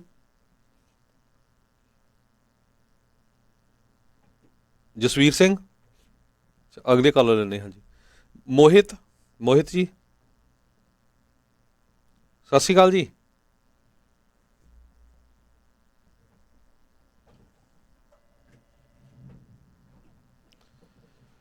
ਤੇ ਲੱਗਦਾ ਸਾਡੇ ਸਿਸਟਮ ਦੇ ਵਿੱਚ ਥੋੜ੍ਹੀ ਜਿਹੜੀ ਟੈਲੀਫੋਨਸ ਦੇ ਵਿੱਚ ਪ੍ਰੋਬਲਮ ਆ ਰਹੀ ਆ, ਤੇ ਆਪਾਂ ਤੁਹਾਡੀਆਂ ਕਾਲਸ ਜਿਹੜੀਆਂ ਉਹ ਲਵਾਂਗੇ। ਇਸੇ ਤਰ੍ਹਾਂ ਜੁੜੇ ਰਹੋ। ਸੋ ਅੱਜ ਦਾ ਸਾਡਾ ਜਿਹੜਾ ਮੇਨ ਮੁੱਦਾ ਜੀ ਪੋਲੀਟੀਕਲ ਅਸਾਈਲਮ ਨੂੰ ਲੈ ਕੇ ਆ। ਸੋ ਬਹੁਤ ਕੁਛ ਚੇਂਜਸ ਆ ਰਹੀਆਂ ਹੈਗੀਆਂ। ਸੋ ਇਹਦੇ ਬਾਰੇ ਇੱਕ ਵਾਰੀ ਫੇਰ ਤੁਸੀਂ ਜੇ ਥੋੜ੍ਹਾ ਜਿਹਾ ਦੱਸਦੇ ਜਾਓ ਜੀ। ਪਹਿਲਾਂ ਤਾਂ ਇਹ ਹੈ ਕਿ ਜਿਹੜਾ ਰੂਲ ਆਪਾਂ ਅੱਜ ਡਿਸਕਸ ਕੀਤਾ ਸੀਗਾ ਟ੍ਰਾਂਜ਼ਿਟ ਬੈਨ ਵਾਲਾ, ਜਿਹੜਾ ਵੀ ਮੈਕਸੀਕੋ, ਐਲ ਸੈਲਵਾਡੋਰ, ਗੁਆਟੇਮਾਲਾ ਵੱਲੋਂ ਆਉਂਦਾ ਅਸਾਈਲਮ ਫਾਈਲ ਕਰਨਾ ਉੱਥੇ ਜ਼ਰੂਰੀ ਹੈ। ਇਹ ਚੀਜ਼ ਨੂੰ ਸਾਰਿਆਂ ਨੂੰ ਦੇਖਣਾ ਪੈਣਾ ਹੈ ਕਿ ਉਹਨਾਂ ਨੂੰ ਡਾਕੂਮੈਂਟ ਕਰਨਾ ਪੈਣਾ ਹੈ ਕਿ ਉਹਨਾਂ ਨੇ ਇਹ ਅਸਾਈਲਮ ਫਾਈਲ ਕਰਨ ਦੀ ਕੋਸ਼ਿਸ਼ ਕੀਤੀ ਸੀਗੀ, ਕਿੱਥੇ ਕੀਤੀ ਸੀਗੀ, ਤੇ ਉਹਨਾਂ ਨੂੰ ਮਿਲਿਆ ਕਿ ਨਹੀਂ ਮਿਲਿਆ, ਤੇ ਕਿਉਂ ਨਹੀਂ ਫਾਈਲ ਕੀਤਾ ਜੀ। ਪਰ ਇਹ ਹੁਣ ਜੇ ਲਾਅ ਪਾਸ ਹੋ ਜਾਂਦਾ, ਇਹ ਇੱਕ ਤਰ੍ਹਾਂ ਅਸਾਈਲਮ ਨੂੰ ਖਤਮ ਹੀ ਕਰ ਦੇਗਾ ਜੀ। ਤੇ ਦੇਖਦੇ ਹਾਂ ਤਾਂ ਫਿਰ ਜਨਵਰੀ ਦੇ ਵਿੱਚ ਕੀ ਹੁੰਦਾ। ਇਹ ਕਾਫੀ ਮੇਜਰ ਚੇਂਜ ਹੈ ਜੀ। ਜੇ ਇਹ ਲਾਅ ਨਹੀਂ ਹਟਦਾ ਹੈ ਫਿਰ ਮੈਂ ਕਿਹਾ ਬਾਕੀ ਤਾਂ ਹੋਰ ਕਿਸੇ ਲਾਅ ਦਾ ਕੋਈ ਮੀਨਿੰਗ ਹੀ ਨਹੀਂ ਰਹਿੰਦਾ। ਜੇ ਉਹਨਾਂ ਨੇ ਸਿੱਧਾ ਹੀ ਕਹਿਤਾ ਕਿ ਤੁਸੀਂ ਫਾਈਲ ਹੀ ਨਹੀਂ ਕਰ ਸਕਦੇ ਉੱਥੇ ਆ ਕੇ ਇਹਨਾਂ ਕੰਟਰੀਆਂ 'ਚ, ਜੇ ਤੁਸੀਂ ਪੈਦਲ ਆਉਂਦੇ ਹੋ ਜੀ, ਤੇ ਫਿਰ ਤੁਹਾਡੀ ਐਲੀਜੀਬਿਲਟੀ ਨਹੀਂ ਬਣੂਗੀ, ਬੇਸਿਕ ਐਲੀਜੀਬਿਲਟੀ ਜਿਹੜੀ ਹੈਗੀ ਹੈ ਅਸਾਈਲਮ ਦੀ। ਸੋ ਮੋਸਟਲੀ ਲੋਕ ਜਿਹੜੇ ਇੱਧਰੋਂ ਮੈਕਸੀਕੋ ਵੱਲ ਦੀ ਆਉਂਦੇ ਆ ਕਿ ਉਹ ਕੈਨੇਡਾ ਵੱਲ ਦੇ ਤਾਂ ਕੈਨੇਡਾ 'ਚ ਹੀ ਅਪਲਾਈ ਕਰ ਦਿੰਦੇ ਆ ਜੀ। ਤੇ ਆਪਾਂ ਅਗਲੇ ਕਾਲਰ ਲੈਂਦੇ